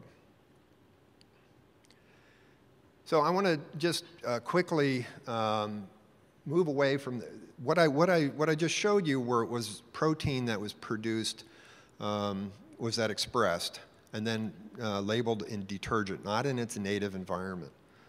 So the question is, what does the selectivity look like if you label this in its native environment? But how do we do that? Because I already told you that these are non-abundant proteins. If you grind up a synaptosome, you can find GABA-A with a Western, but you're going to be hard-pressed to find it with just routine stains, and so even silver stains. And so what we did is we developed a new reagent, and this reagent is, this is our AZ propofol part here. We took off the isopropyl arm and we put on this alkyne. Now, the alkyne is not represented in your body anywhere. It's not a natural biologic group. So what you can use it for is click chemistry, to click on, after you do the photolabeling, to click on all kinds of things. And what we did is use streptavidin chemistry to allow us to pull out, enrich targets that this photolabel was bound to from native systems, native synaptosomes, for example. This is work done by Kelly Wall in my lab. This is just showing that it's a, even though you've taken propofol and you've done this much to it, it's still a fairly potent general anesthetic, in tadpoles at least. And doing that, we're able to pull out these GABA receptor subunits, alpha-1, beta-2, beta-3, alpha-3, and beta-1. Now, these are the fold enrichment using the approach that we used, and this is the percent displacement showing that it's specific binding if you add in propofol to displace out the photolabel. Notice what's missing. These are synaptic GABA receptors. We could not find gamma subunits anywhere in this. We looked hard. And gamma does not seem to be labeled, so the interfaces between gamma and the other subunits and synaptic GABA-A receptors does not seem to be a site for propofol, at least that we can see at this point. We've moved on from that, and we'll get back to that point in a second, to do something I've wanted to do all along, and that is to look at the inhaled drugs, the dirtiest drugs of them all. And so we made an AZ isoflurane, we made an AZ sevoflurane. This guy here, Wesley Pung, is now an MD PhD student at Northwestern. He is a wizard in the chemistry lab of Bill Daly and Kelly Wall and Keith Miller. We showed that they were all GABAergic anesthetics. They all were potent anesthetics in vivo, and they all did the same things to GABA receptors. And this is just a quick summary slide of how messy things can get. So this is a top-down look. These are the 3 different kinds of sites. B will be also represented over here. So then if you look at the side site, you can see that there are inter-subunit binding sites. And in some cases, we see 2 in a single inter-subunit cleft, as shown here. We did not see, well, for the inhaled anesthetics, in contrast to the GABA, in contrast to propofol, we did see some at the gamma, which would be represented down here, and then in sort of an intra-subunit location as well as inter. So we couldn't really reconcile. It seemed to be more intra. So you remember I showed you that the inhibited GABA, the inhibited pentameric channels had that intra-subunit location, whereas GABA with propofol, they were all inter. So perhaps, this is just a speculation at this point, the presence of an I'm sorry, I keep getting this backward myself, of an intra-subunit site in gamma suggests that perhaps that's antagonistic to the enhancing effect of the other drugs. And that's maybe one reason why sevoflurane and isoflurane are much less potent on the GABA-A receptor than is propofol. So in summary, the ligand-gated ion channels, the inhibited channels seem to have more intra. There's some evidence for pore binding and asymmetric binding. Potentiated channels like the GABA-A, it's an inter-subunit site, and the alpha-beta interfaces seem to be preferred, at least for the more GABAergic propofol and like compounds. We still don't know much about lipids or cholesterol. Many of these things don't have cholesterol in the systems, and the system is, it's still a little unclear how lipids participate. Now, I'm going to move away from this briefly to, I know there's a lot of interest in microtubules at this meeting, and so this is here for Stuart. So, years ago we thought it would be useful to have a fluorescent general anesthetic. Be helpful to sort of dive down into the brain to find out where these things are binding. This one is particularly nice. This is aminoanthracene. It's particularly nice because it only fluoresces when it's bound to its targets. On an equilibrium, this is not photolabeling. On an equilibrium basis, it only fluoresces when bound to its target. So you can see here in a tadpole, it's lighting up very selectively the brain and the eyes of this particular tadpole. And it's a GABAergic anesthetic as well. It stimulates GABAergic. And you will notice that the previous speaker is an author on this, and so he helped us determine the GABAergic nature of it. Well, we wanted to take this to the protein level, and the way to do that is to convert it into photolabel. We take everything and convert it into a photolabel. And so we took aminoanthracene, we turned it into azidoanthracene. Azidoanthracene on exposure to 350 nanometer light converts it to a nitrene, which is very, very reactive. We exposed synaptosomes to azidoanthracene, photolabeled them, and these are some of the proteins that fell out of that. And look, they're all tubulin, one ATP synthase, but they're all tubulin. So we thought that was interesting. And so we then pulled out the site in tubulin, that was being photolabeled by this particular drug. And we find out that it's in this colchicine region. We already know where the colchicine binding site is. It's in the colchicine region. Colchicine is an inhibitor of tubulin polymerization. So the obvious experiment to do was to expose tadpoles to other microtubule stabilizers to see if we could inhibit sensitivity to anthracene anesthesia, and in fact we could. So if we pre-stabilized the microtubules in vivo with epothalone D rather than Taxols, because epothalone D is brain permeant, and it reduces sensitivity. So this is AMA by itself. This is AMA in the presence of epothalone D, and this just shows that they wake up faster if you do in vivo photolabeling with epothalone D as compared to without it. So as long as we're talking about microtubules, let's talk about one of the reasons we think they're there. And that is they serve as a railroad track for the molecular motors, the nanomotors, the kinesins and dyneins and so forth. So this is just a cartoon showing you how kinesin, this is kinesin right here. It's got these two motor domains which step along the microtubule, mostly stepping on beta tubulin subunits, this long neck linker region, and then the attachment to vesicles. This thing can drag around cargoes ranging from protein fragments containing receptors, other kinds of vesicles, mitochondria, and so forth.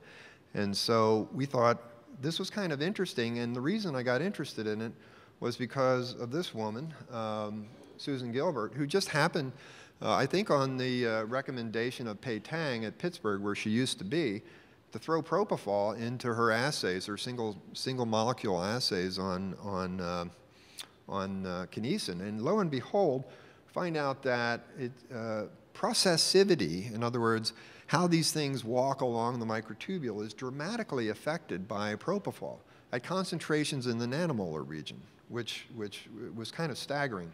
About a 40% loss of processivity, and it's not velocity. It's not affecting the ATPase function of kinesin. What it's doing is it's allowing it to just simply fall off, so they become derailed. So they walk along the microtubules just as quickly as they did before, but then they derail. So there is some kind of weakening of its interaction. We have now photolabeled the kinesin microtubule mixture, and we find that all of the photolabeling is in the motor domain of kinesin, not on the microtubule, which is what we sort of predicted. And it's at this neck linker region. So here is it without nucleotide. Here is it in the presence of nucleotide. There's a shift in this binding site over here to this neck linker docking region. So what we think is happening is that as this kinesin, as these motor domains come to rest on the tubulin and start stepping, they have this exchange of nucleotide. In the red part is the neck linker. And this neck linker has to dock for this to become stable. And so what we think is happening is that occupancy of this neck linker site by the propofol is causing a weakened binding of the forward stepping kinesin molecule, causing it to simply just fall off. This seems to me to be a reasonable mechanism, plausible mechanism, let's say, for this loss of long-range connectivity in the brain, because these motors have to move critical elements in a very rapid time scale down axons, and it's very reasonable, to me at least, that this could be one mechanism for losing that connectivity. So summary one, most anesthetics are promiscuous. We now know that. They interact with many targets and many sites within those targets. This is something that I think was unanticipated. Targets for the different general anesthetics may only partially overlap. There's no unitary molecular target. all sites and targets are not functionally aligned, and that was the point with the GABA A receptor. If occupancy of one interface may have a completely different effect on the protein on the ion channel than occupancy of a different site within the same protein. So that could give rise to a lot of the complexity that we're seeing in these things. Different and opposed effects, and of course, the balance of those effects will depend on the affinity of each site, and so it'll have different effects at different concentrations of drugs.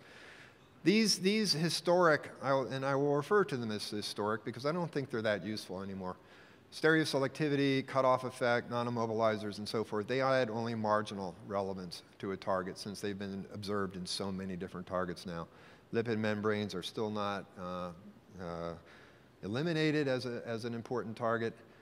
So I would end with this, and that is all of what I've told you and others suggest that a small effects at multiple targets mechanism of general anesthesia is most consistent with the data that I've shown you, as well as with these observations, and that is that all of biology is sensitive to general anesthetics. It just is. Pressure is the only antagonist that we found, and it also works in all of biology. Steep hill slopes demonstrate very little biologic variability, and why would that be? There's either a very conserved ancient target, which I think we would have found by now, or there are a host of targets whose variation in a given organism only contributes a small amount to the ultimate effect. Adaptation to general anesthetics doesn't occur, and just as I started, there are a large variety of simple dissimilar compounds that can produce exactly the same state. So I want to thank this fantastic program project group that I've had the pleasure of leading over the past almost 20 years now. Jan is sitting in the audience, and this has just been a great experience for me. But most of all, I'd like to thank my neuroscientist biker babe.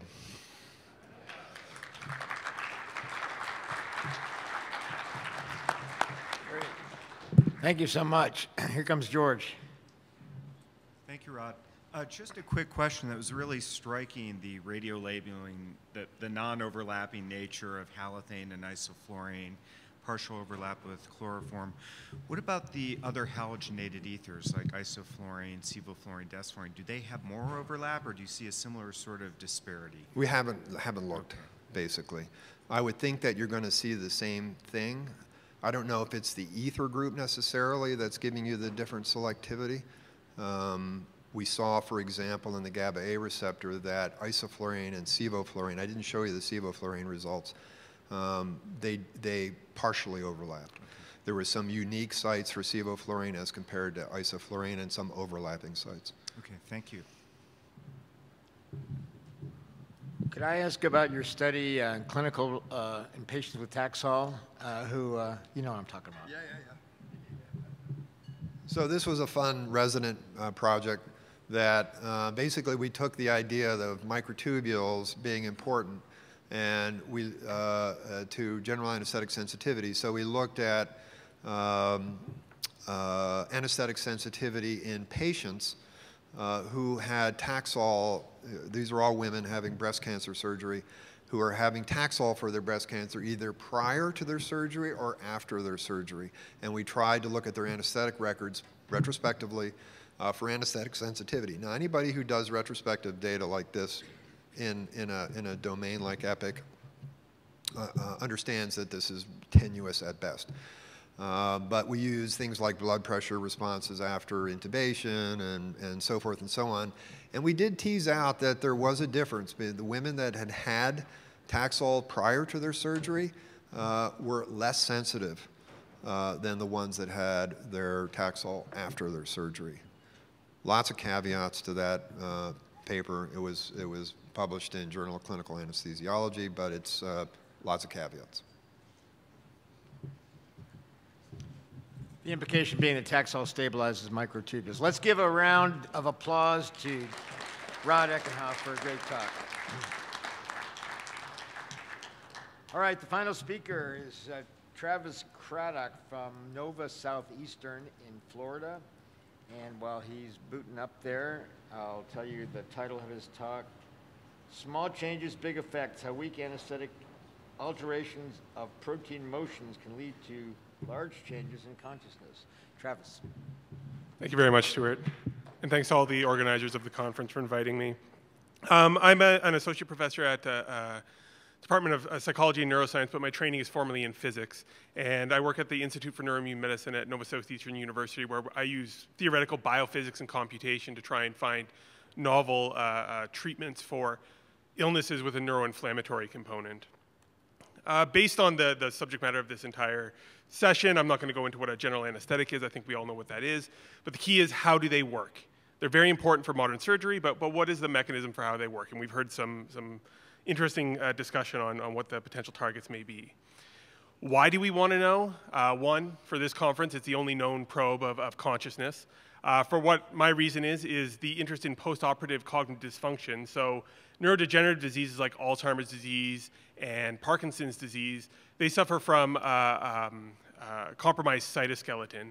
And the idea is that if you expose these individuals to anesthetics, that there's a potential for them to suffer cognitive decline after the surgery.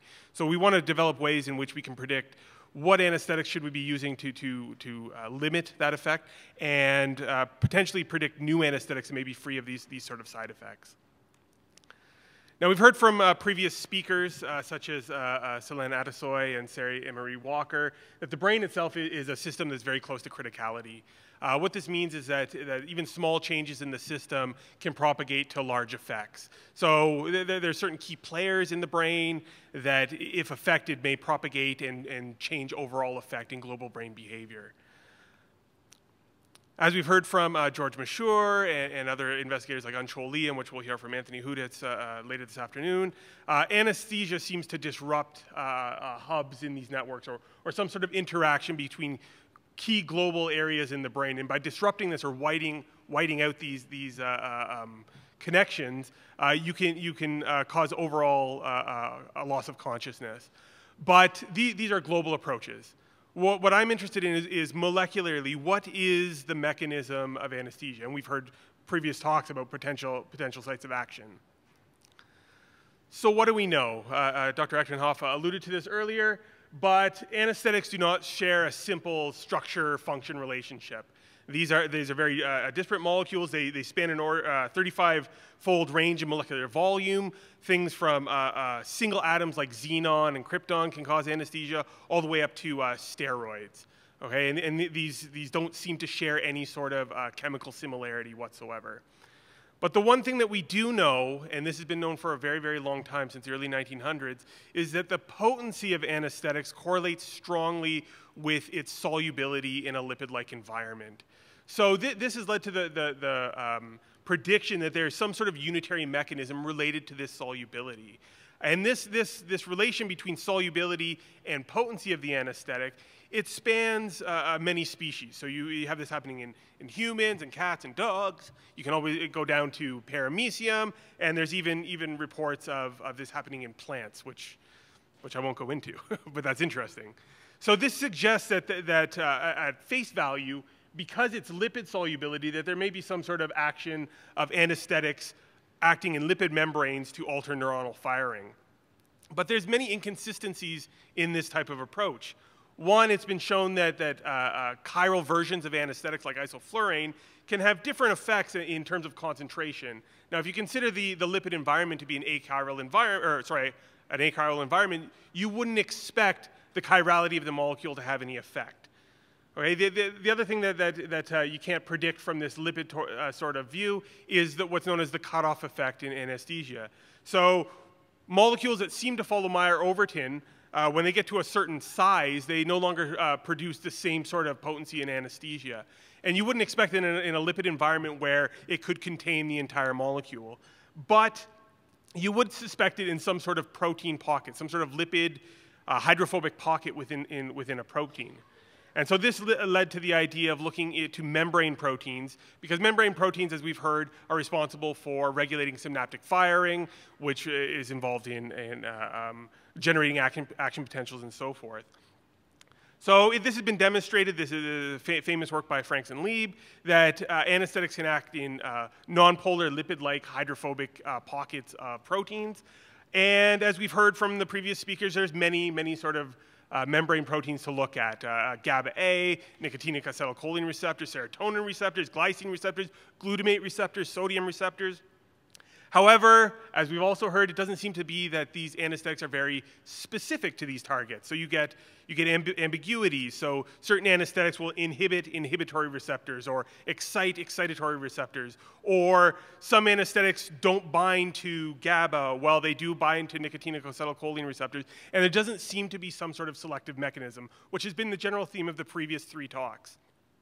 So this led to the idea of the abandonment of a unitary mechanism. Maybe it's some sort of gross global mechanism, an oil slick in the brain that kind of destroys everything that goes on, but still that Meyer-Overton correlation remains and kind of still alludes to some sort of unitary mechanism.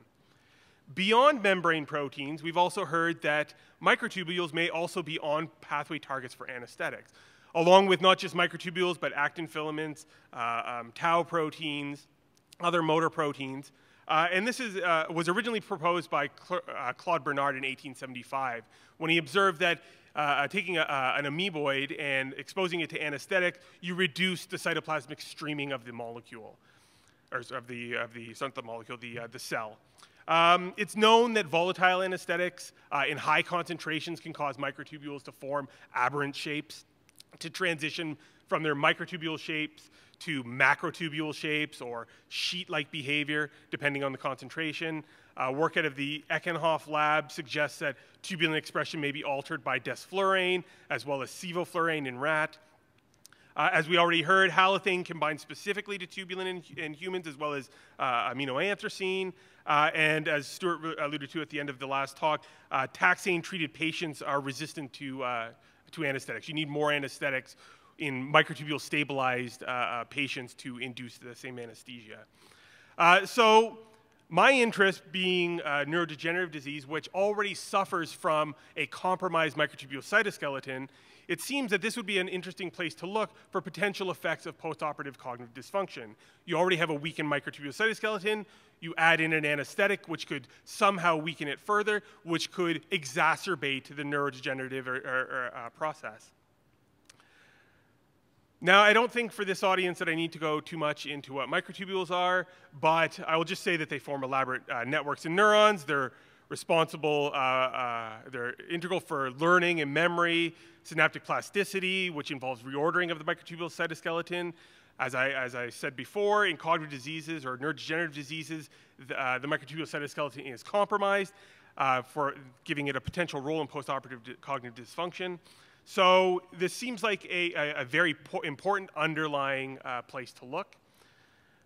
The microtubule cytoskeleton itself is made up of a protein called tubulin. This tubulin protein is a heterodimer which binds end-to-end to form protofilaments, and these protofilaments stack side by side in an offset pattern to wind around and give a hollow tube, which you find within the cell. Now, the first thing when we started looking at this is we knew that halothane interacted with tubulin, but we just didn't know where. So back when I was doing my PhD under Jack Tazinski at the University of Alberta, we proposed to predict where anesthetics might bind to tubulin. So we created a model of the tubulin dimer, an all-atom model.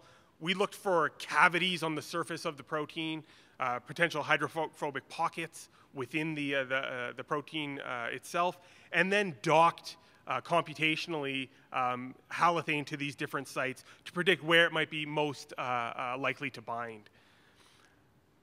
We did this, and looking at the surface of tubulin over a simulation of the dynamics of tubulin, we found 47 potential distinct sites. However, over time, these sites could disappear or reappear depending on the shape of the protein. And over the majority of the simulation, only about 9 sites persisted. Of the 9 sites, key areas included the GTP binding site, the colchicine binding site, which we heard Rod Eckenhoff allude to earlier, as well as the vinca alkaloid binding site. But the one thing that it didn't bind to was a Taxol binding site. Taxol is known to stabilize microtubules. And as an attempt to confirm some of our predictions, we ran polymerization assays of halothane with tubulin, both in the presence and absence of paclitaxel. And we found that halothane did not alter the polymerization dynamics of tubulin in the presence of Taxol, but did so in the absence of Taxol. So cool, that's great. So anesthetics may bind to tubulin, but what do they do? Well, what could they do in this case? So it's believed that anesthetic binding and potency is somehow related to its lipid solubility, as alluded to in the Meyer-Overton relation, as well as its polarizability, its permanent dipole strength, and these weak van der Waals types dipole-dipole interactions between the molecule itself and the protein. So these hydrophobic pockets in the middle of proteins, they're filled with these non-polar amino acids, which these interact primarily via van der Waals dipole-dipole interactions and London dispersion interactions. Now, these are very, very weak in regards to any sort of physical binding. They're nowhere near the strength of a covalent bond. However, in biology, there's so many of these van der Waals interactions that they're small, but because there's so many, they become very, very important for maintaining protein structure and overall conformation of proteins. So it's very important biologically, and potentially by disturbing these, you could change overall protein function. And this is what was proposed by Stewart back in '98. He proposed that anesthetics may act by inhibiting these forces specifically in microtubules. And this became known as the quantum mobility theory of anesthesia. So the anesthetics bind to the microtubule, it alters these dipole interactions, and it could alter the way that electrons pass through the protein and through the microtubule structure. So what are van der Waals interactions? Van der Waals are just any sort of dipole-dipole interaction. The one that we're going to be talking about today is London dispersion.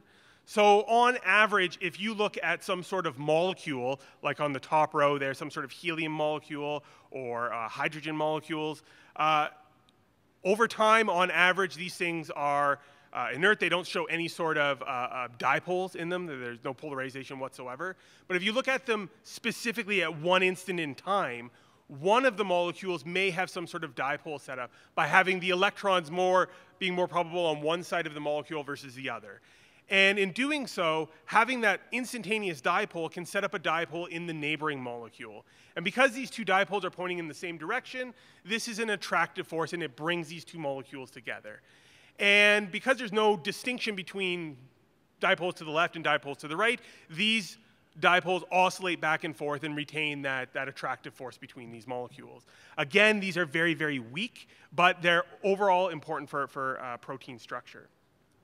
So back in 2015, we decided to put this idea of Stewart's to the test. We said, well, is it possible that anesthetics can affect this? Can dispersion forces be affected by the polarizability of a nearby anesthetic? Now, in proteins, the most highly polarizable nonpolar amino acids are the aromatics. You have tryptophan, tyrosine, phenylalanine, and these are found deep within the hydrophobic pockets for the most part, and they're polarizable. So what we decided to do is that these aromatic amino acids are basically ring structures, so we represented them very crudely by a benzene molecule. So we took two benzene molecules and we calculated out using quantum chemistry applications what is the dispersion force between these two benzene rings in this nice sandwich interface. And that's what's shown up there in the top in the red. In the middle, where these electron clouds are not shifted, this dispersion energy is not accounted for. But if you push the dipoles to the left or to the right, you get this attractive force, and there's some sort of attraction between the molecules. So we calculated this out using the standard induced dipole interaction, both in the presence and the absence of halothane. And what we found is that the energy of attraction in the presence of halothane shifts down the dipole oscillation frequency by about 20%. So you require more energy to keep these things together when halothane is present. Okay, so halothane disrupts this sort of oscillation back and forth. So this is consistent with the idea of quantum mobility theory of anesthesia. So the idea is that you have a microtubule, and within that microtubule there's individual tubulin subunits, and those subunits are filled with aromatic amino acids, tryptophan in blue, tyrosine in pink, and phenylalanine in green. And then anesthetics will bind somewhere near these aromatic rings and disrupt these sort of van der Waals dispersion forces that are keeping the protein together. But is this a unitary mechanism? If it's a unitary mechanism, this should be able to distinguish between things like anesthetics, non-anesthetics, or anesthetics that have some sort of convulsant property. So what we did was we decided to test this by docking anesthetics. So these are primarily volatile anesthetics labeled around there in blue. Two known non-anesthetics, F6 and trifluoromethylbenzene in pink, and an anesthetic convulsant known as fluorothil. So this will cause anesthesia, but in order to get to that anesthetic state, you're going to go through a period of convulsions, which means that it's not clinically viable. So first thing we did was we wanted to look at the basic premise that polarizability can somehow correlate with the potency of anesthesia. So on the left, we have the standard Meyer-Overton curve of solubility versus concentration. On the right, we have polarizability versus concentration. Right off the bat, what we see is that the two non-anesthetics labeled in red do not follow that same curve. Now, what this seems to predict is that polarizability alone can distinguish where these non-anesthetics can distinguish non-anesthetics from anesthetics. But that's not actually the case, because that minimum alveolar concentration for the non-anesthetics is predicted from, there is no value for the non-anesthetics because it doesn't cause anesthesia, but it's predicted from the solubility curve. So all it's showing there is that the predicted value from the solubility curve doesn't line up. What it does predict is that the anesthetic should be, or the non-anesthetic should be more potent, as if you shift those to the left, they'll line up with the curve on that polarizability curve, which is obviously not correct. If you put in less, you shouldn't get an effect. But if you then compare the physical properties of the non-anesthetics to the anesthetics, that solubility versus the polarizability, you start to get some distinction. So it suggests that there is some sort of physical distinction based on polarizability, solubility, and potentially the intrinsic dipole of these molecules that may contribute to anesthesia versus non-anesthesia. So what we did was we docked all of these molecules to a model of tubulin, and then we calculated out the collective behavior of all the induced dipoles within the protein. So we treated each van der Waals dipole as a harmonic oscillator coupled together by a point dipole coupling. And then we calculated out the normal modes of oscillations of this system based on this Hamiltonian curve following from the work of a collaborator of mine up at Howard University, Philip Kurian. And what we found was in the presence, so in the absence of anesthetics, there's standard normal modes for tubulin to oscillate, these dipole oscillations to oscillate back and forth. When you place one of these molecules in a binding pocket on tubulin, it will alter those normal modes by some amount. So what this graph is showing is that you can see each of the panels is labeling a specific molecule. The x-axis is the original frequency of the tubulin normal mode, and the y-axis is the amount that it's perturbed by the presence of the anesthetic. And because there was 9 sites that we predicted on tubulin, we did this for all potential binding sites. Now, if you look at all of the anesthetics, which are the first 8 there, what you'll notice that is striking is that there's a strong downward shift somewhere just above 600 terahertz. And for the 3 other molecules, F6 and trifluoromethylbenzene, they don't show a downward shift at that 600 value. They show either a small upward shift or for trifluoromethylbenzene, it is a small shift. It's just the scale is different on the graph. But you do see it for fluorothil, which does have anesthetic properties. Now, F6 itself does show a downward trend, but it's lower than 600. So what this may suggest is that this is a unitary mechanism, that there might be something unique to this band of oscillation around 610 terahertz. So if we plot the lowest possible value of that downward shift, independent of the site. So we didn't say for a specific site, but just in general, over those 9 sites, what was the lowest possible shift caused at that 613 terahertz mark, and plotted that versus the minimum alveolar concentration. What we get is a very nice correlation between that shift and the potency, as well as a very a nice prediction of the potential MAC of F6 and TFMB. Now, there is no MAC for those values, but what we did in this case is we predicted that because they do not cause anesthesia, that it's just a very, very large value, something that you could not possibly pump into somebody's lungs. And so we set it at 1,000 ATM, which somehow seems to line up with this. I'm not sure if that's a correct way of handling it, but overall, it does seem to follow the trend nicely. So this suggests potentially that this mechanism of altering these collective dipole oscillations may be a unitary action of anesthetics versus non-anesthetics. It's in support of the quantum mobility theory because we did look at tubulin.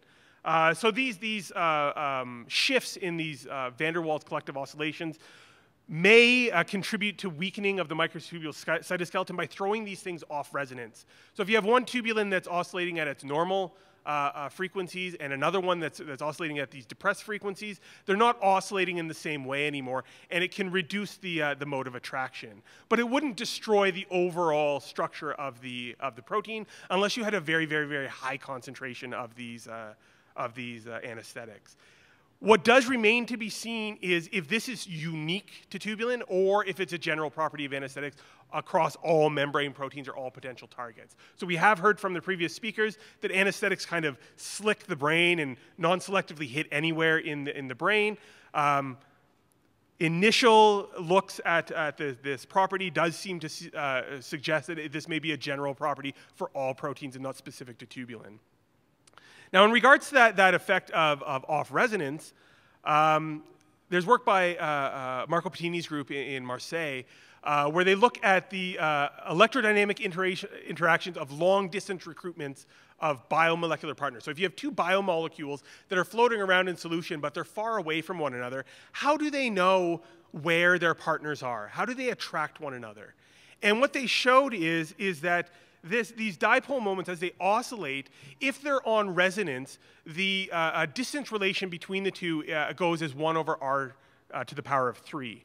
However, if they're off resonance, that this interaction goes to 1 over r to the 6. So 1 over r to the 6 drops off way faster in terms of strength than 1 over r to the 3. So if you're oscillating in resonance, you will attract one another more strongly than if you're off resonance. And so this seems to be a general way in which tubulin molecules may recognize one another, or how tubulin molecules may interact with motor proteins, microtubule-associated proteins, or enzymes. So it's known that motor proteins, enzymes, and other microtubule-associated proteins bind to the surface of the microtubule structure, and that this is primarily regulated by some sort of electrodynamic interaction. So there's some sort of matching between the electrostatic or the electrodynamic pattern of an enzyme and the pattern of the microtubule surface. And we showed this for one molecule. We showed it for the interaction of the memory switch molecule calmodulin kinase 2, calcium calmodulin kinase 2, to the surface of microtubules. And that's what's shown on the right there is the electrostatic map. And you can see that those gray lines are showing an attraction between calcium calmodulin kinase 2, CAMK2, and the surface of the microtubules. But if you all of a sudden come in there and you reduce that the resonance, which was not accounted for in this simulation, it would weaken that attraction. Now, I'm not saying it would destroy it. It would still bind, but it wouldn't be as strong. Okay? And if it's not as strong, what it can tend to do is that it would still bind, and it would still do its process along at the same time speed as once it bound. But the time it would take for that enzyme or a motor protein or a microtubule-associated protein to bind to the surface would take longer, because now it takes longer for it to find where it's supposed to go because of that weakened interaction. So it wouldn't deny the interaction, it would just change the timing. And so the timing all of a sudden now gets thrown off. And so the timing in the system is thrown off.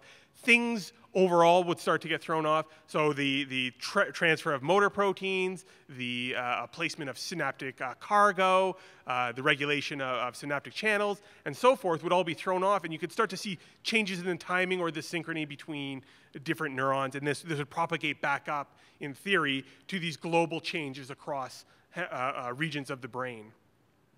So I've likened this to George Mashur mentioned that the effect globally was like some sort of whiteout at a hub at an airport or along a road.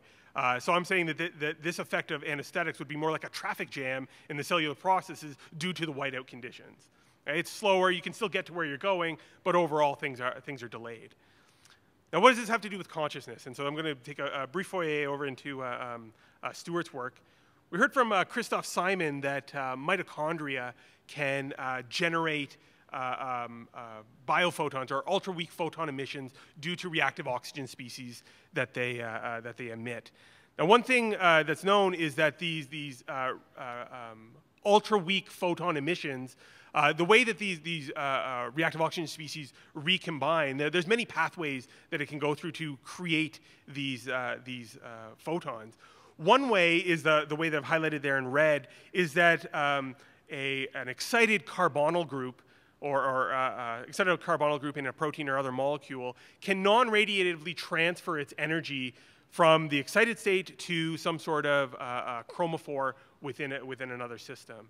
Now, the energy of certain carbonyl groups is around near the UV range, somewhere between 280 nanometers. And this is exactly where the aromatic amino acids absorb photons, in the 280 nanometer range. So you have tryptophan, tyrosine, and phenylalanine absorbing these photons.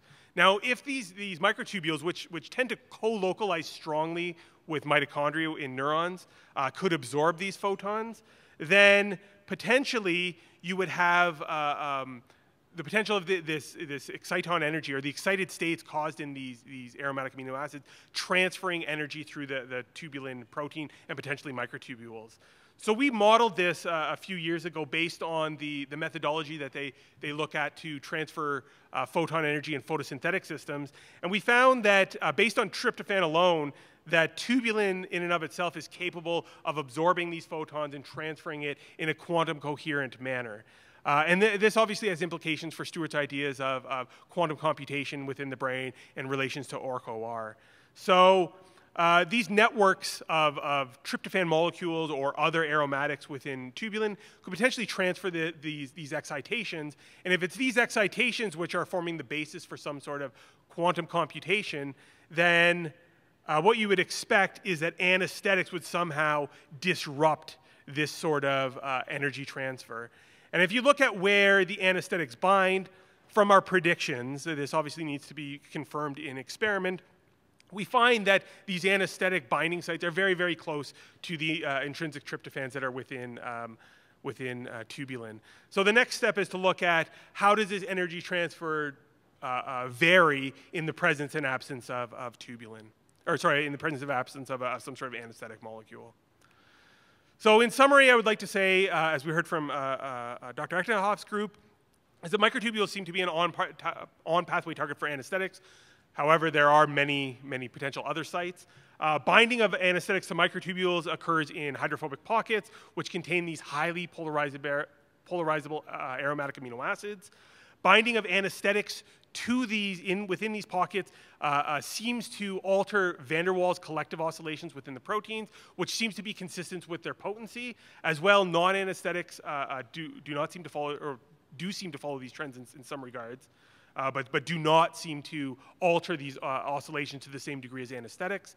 And changes in these oscillations in tubulin may affect overall polymerization dynamics, interactions with motor proteins and microtubule-associated proteins or other enzymes, which could propagate up to timing change events within the overall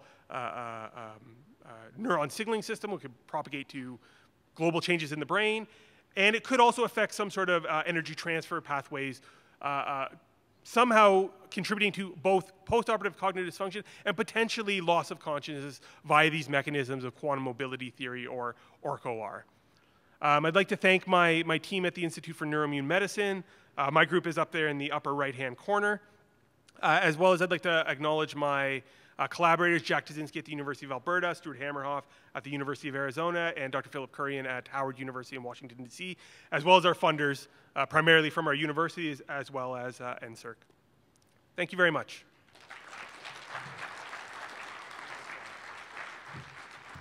Thanks a lot, Travis. Let me just say that there's a mistake in the schedule that has this session ending at 11:10. The next session is at 12, so we can go to 11:30 or so. So we'll have a few questions for Travis, and we'll have the other speakers come up. George. Thank you very much for that interesting talk. So why do we need to go quantum?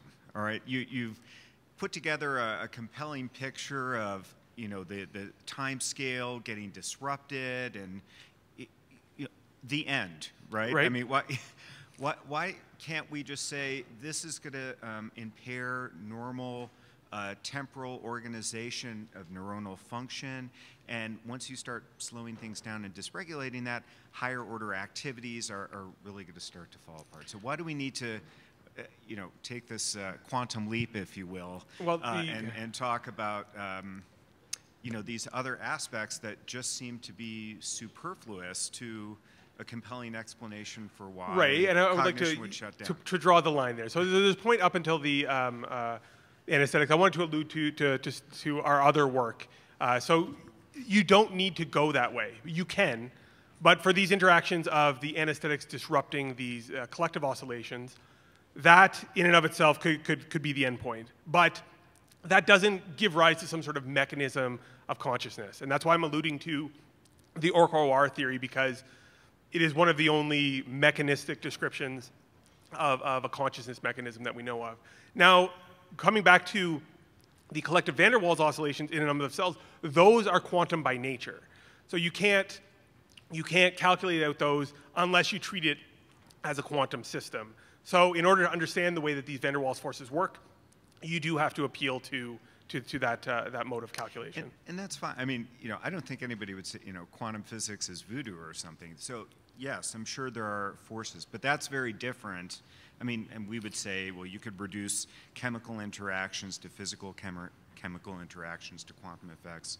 And I'm certainly very good with that. I guess the question, but that's very different than saying, the brain's acting as one quantum ensemble. So that distinction of the van der Waals collective oscillations, that would be considered, in the terms of quantum biology, we would call that a trivial quantum effect, whereas appealing to these other more exotic mechanisms would be some sort of non-trivial effect.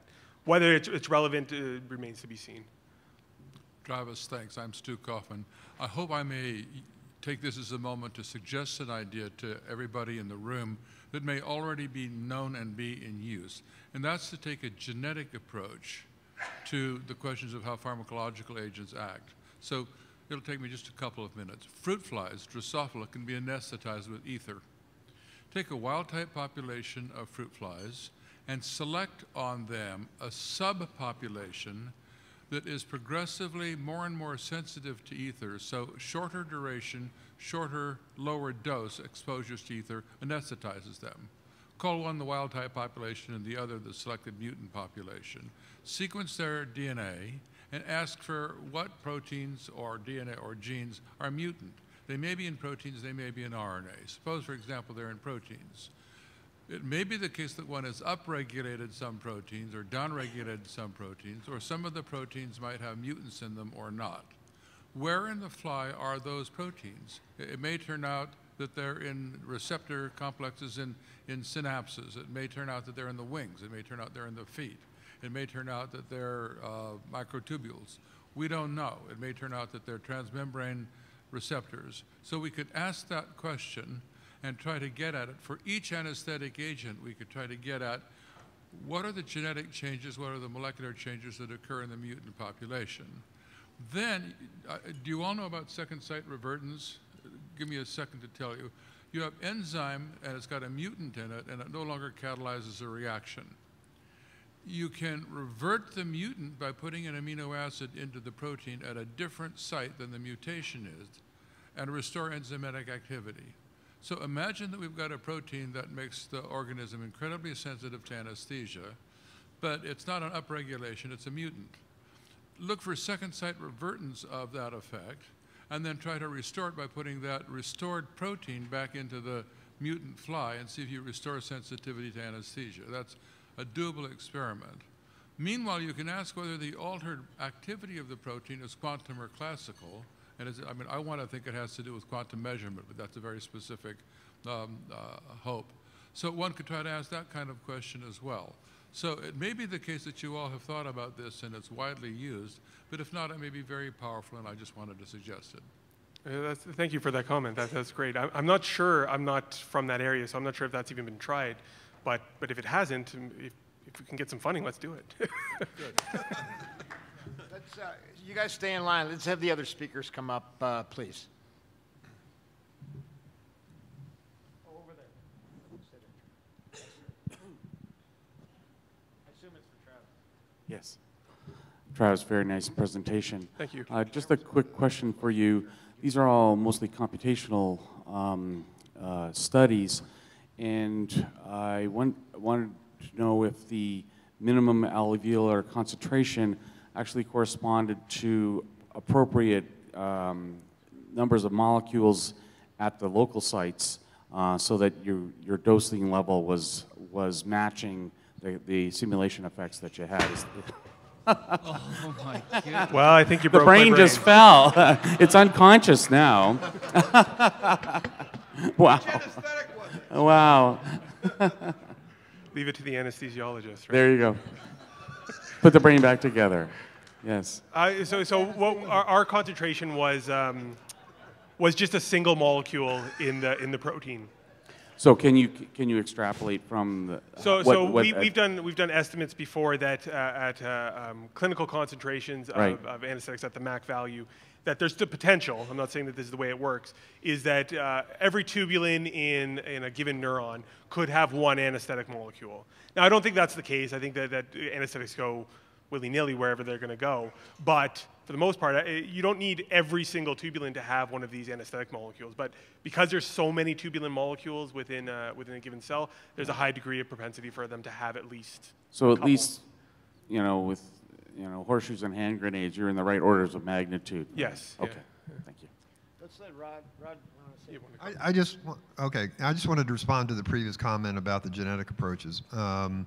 Both forward and reverse genetic approaches have been done in yeast, in Drosophila, and in C. elegans. And they've come up with a variety of different targets. In fact, that's where some of the mitochondrial complex 1 initial work came from. And so, yes, that's been tried, it's been thought about a lot, and we've made a lot of progress based on those approaches. As far as I know, no quantum things have come up, but I wouldn't be aware. Where were we? Over there? Sure. I wanted to address the question about the quantum leap, which I think is an excellent question. I had to take that same kind of question a long time ago. My comment would be that in regards to why look at the quantum leap in terms of consciousness, looking at the animal kingdom over time, if you look at theories that are now invoked regarding flocks of birds like Cavagna and company out of Italy, looking at how they move as one, and then looking also at how we experience consciousness as one thing when we tap our foot and see our foot move. These are sensory regions which are very dispersed, and yet we experience that as one. And then if we look at Occam's razor, it would make sense that in our epistemology that we look at the broad animal kingdom and then say, oh, okay, let's look for this. Let's look for the quantum coherent to decoherent movement. That's all I had to say. Thank you. Thank you. I would agree. And there's a lot of explanatory power in quantum effects in consciousness. And plants do it. So if a potato or a rutabaga can utilize quantum coherence, maybe our brains can also. But that's a whole other topic. So thank you for the comment. Back over here. Yeah. Thank you for a clear presentation, Travis. I'll try and articulate this as best as I can, but it's quite a general sort of point about in studying loss of consciousness. I sometimes feel that that's quite a sort of broad brush approach to studying consciousness, because it's a matter of looking at everything really that's lost, you know, all of subjective experience. And of course, we can tune consciousness in a different way. It's not just that we lose it and then we study that loss and then make inferences about, you know, the biological basis of consciousness. And so I'm tying this in, I suppose, with my own work, which is to look at pharmacological agents that modulate consciousness in a different way. Consciousness isn't lost, but it's profoundly changed. Its quality is profoundly changed. And I suppose my question is, am I, you know, when I hear about these mechanisms by which anesthetics work and then an extrapolation from that to understanding the neurobiology of consciousness, should I be looking with these compounds that I look at, more specifically psychedelic drugs, should I be looking at this lower level to try and understand the mechanisms? And I suppose I'd want a compelling case as to why I should be looking at that level, because I'm not convinced that that is the level that I need to be looking at.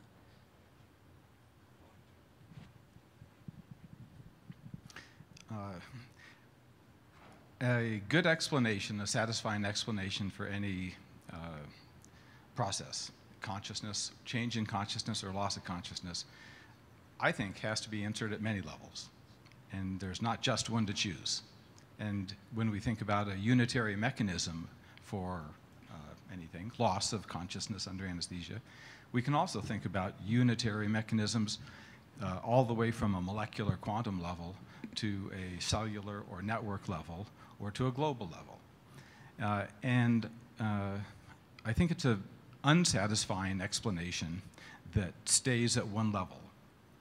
The hardest science is connecting the different levels of science, but that's really where the information lies, if you will. And so that's why I think it's necessary to move to each of those, and those are the hard ones, but those end up giving us the best answers. Mm-hmm.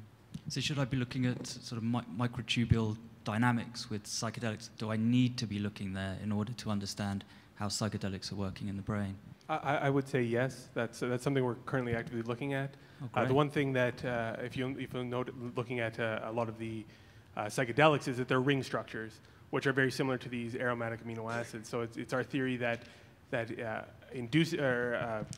binding these to a microtubule surface would increase that energy flow, which would have the opposite effect of the anesthetic, which would be suppressing that flow. Great. So I would say yes. Thanks. Actually, Robin, I wanted to ask you the other day whether the 5-H2A receptor blockers and the psychedelics get inside the neuron. I know the psychedelics do. Do the blockers do? Do the blockers get inside? In other words, not to my knowledge, no.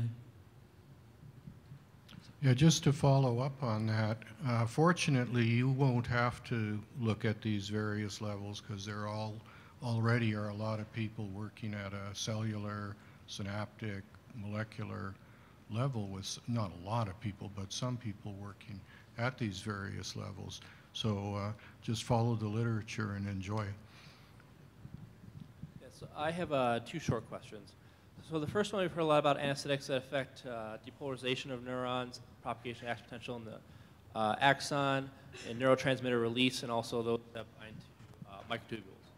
And so I was just curious as, are there any anesthetics that bind to microtubules that do not also bind to ion channels?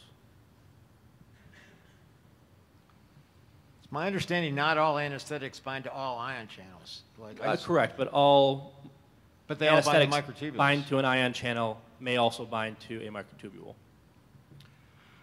Well, I agree with Stu. I don't know of any in particular, but keep in mind that 90% of anesthetic binding to protein doesn't do anything. It's not functionally altering the proteins. So it's a relatively small group of binding sites on a series of proteins that actually change the protein function. Right, so then my other question is, so I'm just not sure the relationship between tubulin and release of neurotransmitters and consciousness. So does tubulin directly cause consciousness? Does tubulin cause release of neurotransmitters, which causes consciousness, or does the release of neurotransmitters cause consciousness somehow directly? I think that depends who you ask. But so from Stuart's viewpoint, the tubulin causes consciousness. Without neurotransmitter release? Well, it would be coupled to a neurotransmitter release. Always coupled to neurotransmitter release?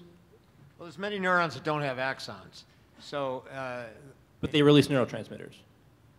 I don't know that, but. So if they don't have axons, you're saying they have fewer microtubules. Pardon me? You're saying if they don't have axons, they have fewer microtubules. No, I'm saying that that consciousness, in my opinion, occurs in dendrites and soma, and the triggering of the spike is to relay the result of that conscious moment to another layer of neurons. Okay, so you're saying that microtubules cause consciousness, and then as an after effect, neurotransmitters are released as something separate and different. Well, it's a big system. So if you want to isolate the mechanism of consciousness, I would say, this is my opinion, in dendrites and soma, and the axon is just carrying the message to the next layer in the network to do whatever. Okay, that's what I was trying to make sure. So that if there's something that disrupts release of neurotransmitters without releasing tubulin, that person would still be conscious. Well, not necessarily. We were talking about this the other day. You know, it's like a locked-in syndrome at a cellular level. But someone who's locked in is still conscious. Correct.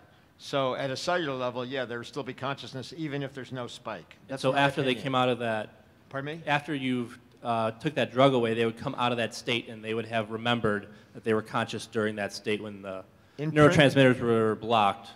Neurotransmitter release was blocked, but the tubules were, microtubules were okay. Well, if you're talking about all the axons, we need this long-range communication for the whole brain to work, so that's not quite a fair question. I just want to add in, it might not necessarily be that they remember it either. We already heard that you can still be conscious and not remember it afterwards, so. Okay, thank you. Thank you. Can I go back to the first question, though? First of all, we have to be careful about saying things bind if they have a functional influence, if we haven't proven they bind. There are lots of complex systems where you get a functional effect, and attributing it to a direct drug effect on that target is not fair until you've actually shown it. That's number one. And the converse of your initial question is true. Propofol does not seem to bind to microtubules, but it certainly binds to ion channels. Actually, we had a presentation. I'll defer to your expertise on this, but we did have a presentation in one of the other sessions about propofol binding to tubulin, but that's an in vitro, so I don't know about in vivo. We haven't seen any evidence of it in vivo. Okay. Where were we? So somebody earlier was asking a question about sedation, and I want to go back to that. It seems really interesting probe of consciousness because you can sort of turn the dial and see where sort of experience actually disappears. And what seems to happen during sedation is that the sense of time speeds up and the memory is of just a few highlights of things that have happened. So if you expose someone to a lot of sort of strange stimuli that you know notice weirdness and increase the dosage of the sedative, would the sensation of time continue to speed up until consciousness vanishes? It's my impression under anesthesia there's no flow of time. Patients wake up and they don't know if they were asleep for 5 minutes or 5 hours. Yeah, but I'm talking about a procedure like a colonoscopy where you have some memory of it. Well, they kind of wake up intermittently, so that's not quite the same as speeding up, I don't think. Anybody else want to? So in one context, it's been studied the effect of an anesthetic period on circadian rhythms, which kind of gets at that maybe. And my recollection of that work is that there's very little phase shift in circadian rhythms as a reflection of having had anesthesia. It is a very interesting question, and as far as I know, it hasn't been well studied. The perception of the passage of time under sedating or anesthetizing levels of anesthesia. But you do bring up a really important point, and we talk about consciousness as if it's bimodal. I don't see that in the operating room as patients are sedated. It is a real continuum, and there's a continuum of biologic responsiveness and likely a continuum of experience that happens. And so it's an important point to recognize that that happens. In terms of passage of time, that's probably that's one of the mental functions that influenced by anesthetics, like many other mental functions, perception of pain or formation of memories that are strong or weak. And so it'd be interesting to study. I have a question. It might be a little bit out of your range, but any of you could answer this perhaps. When you're taking somebody down, is there a period with any of these drugs when they're very or totally analgesic, still conscious, but then don't remember a thing afterwards? Because yes, very common. Okay, so basically they're creating philosophical zombies then. Certainly, yeah, certainly with some of the injectable drugs, that's true. I think it's less true with the inhalational drugs. But there was, we don't use it anymore, something called the penthrane analgizer. And that's an inhaled agent that takes away pain, not consciousness. Women used it for childbirth and remembered some of it, but not everything. And so inhaled anesthetics are actually quite good at being analgesic at low concentrations. It's also my impression, you guys can comment, when patients wake up from general anesthesia, they may respond, they may open their eyes, they may squeeze your hand, and they don't remember any of this, but they may not be conscious. They may be behaving, but be transiently zombies. I can't prove that, it's just a thought. Any comments? They could be. Yeah. Where were we? Hi there. Thank you so very much. With this assemblage of intelligence up here, I have to ask this question. We have multiple anesthetic agents. We have multiple targets and sites. We have multiple anesthetic techniques. And the question concerns the elderly nervous system and postoperative cognitive dysfunction. You can anesthetize someone very simply with a volatile anesthetic, or there are techniques where you can add on top of that ketamine, propofol, and a host of other drugs. Does the simple anesthetic have any beneficial effects on the elderly nervous system as opposed to a combination of various components? Yeah, no, that's an important question, and it's being studied right now at a number of different places. I would say the literature to date, although most of it's underpowered, suggests that there is no difference between any anesthetic, and that includes regional anesthetic approach in terms of postoperative cognitive problems. But I do think that there's a lot of noise in these signals, and that I think when the proper studies are done, we might find a better anesthetic approach. Yeah, at least for babies who have serial anesthetics, it's been seen with volatile ketamine and propofol. That was actually pretty much my question. Okay. As somebody who had an elderly relative who went from early stage dementia to severe dementia following a hip surgery, it was never discussed with us either when we were trying to decide whether to do this. And the question was, and what you're saying is, in terms of advice as to what anesthetics you might use, there's really no preference and there's nothing one can do. And it was really surprising that, I mean, the decline was sharp. It went from independent living to institutionalization as the result of post-surgical kind of One anesthetic? exacerbation of, pardon me? One anesthetic. I don't know what the anesthetic was. No, I'm saying, was it just one single because usually you see it with, well, with it was multiple. an extended surgery because it was a hip fracture in an elderly person who was But in just her early one 90s. anesthetic. And I don't know what anesthesia. I'm just saying that when we discussed whether to have the surgery, the question of the post-surgical complications from anesthesia was never mentioned. And I, realizing how severe it was, because it was like a different person afterward. I mean, it really was a kind of, I mean, I had seen a sort of gradual decline, and then it was like a falling off a cliff. And so, but you're not giving us any sort of sense that there's one anesthetic or one combination that would be more advisable or not. We just don't have any data on it. So the best evidence, well, there are two issues that I wanted to bring up, and one is the fact that you weren't told about it. That to me is an enormously important issue that the anesthesia community is starting to grapple with, is how do we tell people that this might happen, and if we do tell them and they have to make a decision, what can we do about it? And it's not clear that we have anything to offer at this point in time. What we think is the most plausible mechanism for what's happening is a neuroinflammatory response due to the surgery, particularly, and not due to any particular aspect of the anesthetic management. Although there are lots of studies that suggest that different kinds of monitoring, different kinds of anesthetic depth, different adjuncts, anti-inflammatories, yada, yada, yada, might be important, but the science is at a very preliminary stage right now with that.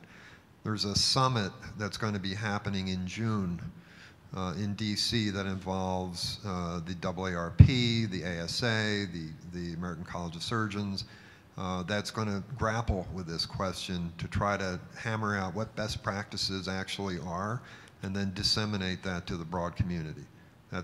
Stay tuned for that. That'll be coming out soon. Thank you very much. Informed consent is a big issue. If you guys can be really, really brief with questions and answers, because we're a little over time. Sure, you've kind of already answered my first question about how exactly is it that these acute effects of anesthesia result in kind of the long-term persistent effects. So it sounds like we're still trying to figure that out. I'm wondering if any of the panel members, perhaps particularly Dr. Craddock, could comment on postoperative delirium and its role. Is this just a way station towards persistent postoperative cognitive dysfunction, or how do you account for the very different presentation in those few days after an operation? I'll say first off the bat, I'm not a clinician, so I cannot comment on that. Anybody else? Because I don't know about delirium. It's still... Yeah, I would, so we have somebody at Penn named Alex Probst who's studied this. And he believes, and there are others in the audience who are more expert about emergence than I am, but that emergence takes a very structured approach back to being awake from being anesthetized. And there is a pathway that you have to take back to emergence. And that delirium may represent a pseudo-stabilized substate of that you just get stuck in. And this may explain some of the persistent vegetative states and so forth and so on. I think Tony Hudetz can probably speak better to this than I can. But we don't know what the cause of delirium is, but it may be this structured emergence that has gone awry. It's very, very serious situation. Last question, please. This is a question for Travis. Travis, if I'm understanding the punchline from your work, are you saying that a change of 600 terahertz in frequency of vibratory modes in the brain could be the difference between whether you're conscious or not? Well, not a change of 600 terahertz, but the change in that band of, I think it was on the order of gigahertz, 20 to 1,000 gigahertz change in that band slowing it down could, based on some of these mechanisms that we talk about, and the loss of consciousness. That's essentially a disruption of the van der Waals forces that are at work creating the coherence? Yeah, based on the calculations that we've done, yeah. So my question then is, are there other external levels of energy that could, if perceived by the brain, have a similar effect? Because we know we have a chemical that's essentially having that effect. It's obviously contributing some sort of different energy level. Potentially. If there's something that could shift that same resonant mode in tubulin by a similar amount, then you would expect a similar effect. Thank you. Going back to Robin's question, could be that LSD and so forth shift, instead of dampening, actually increase the frequency. That's something that Travis is looking at. Thank you. Anyway, I want to thank the audience and especially the speakers for a really exciting and interesting session. Thank you so much.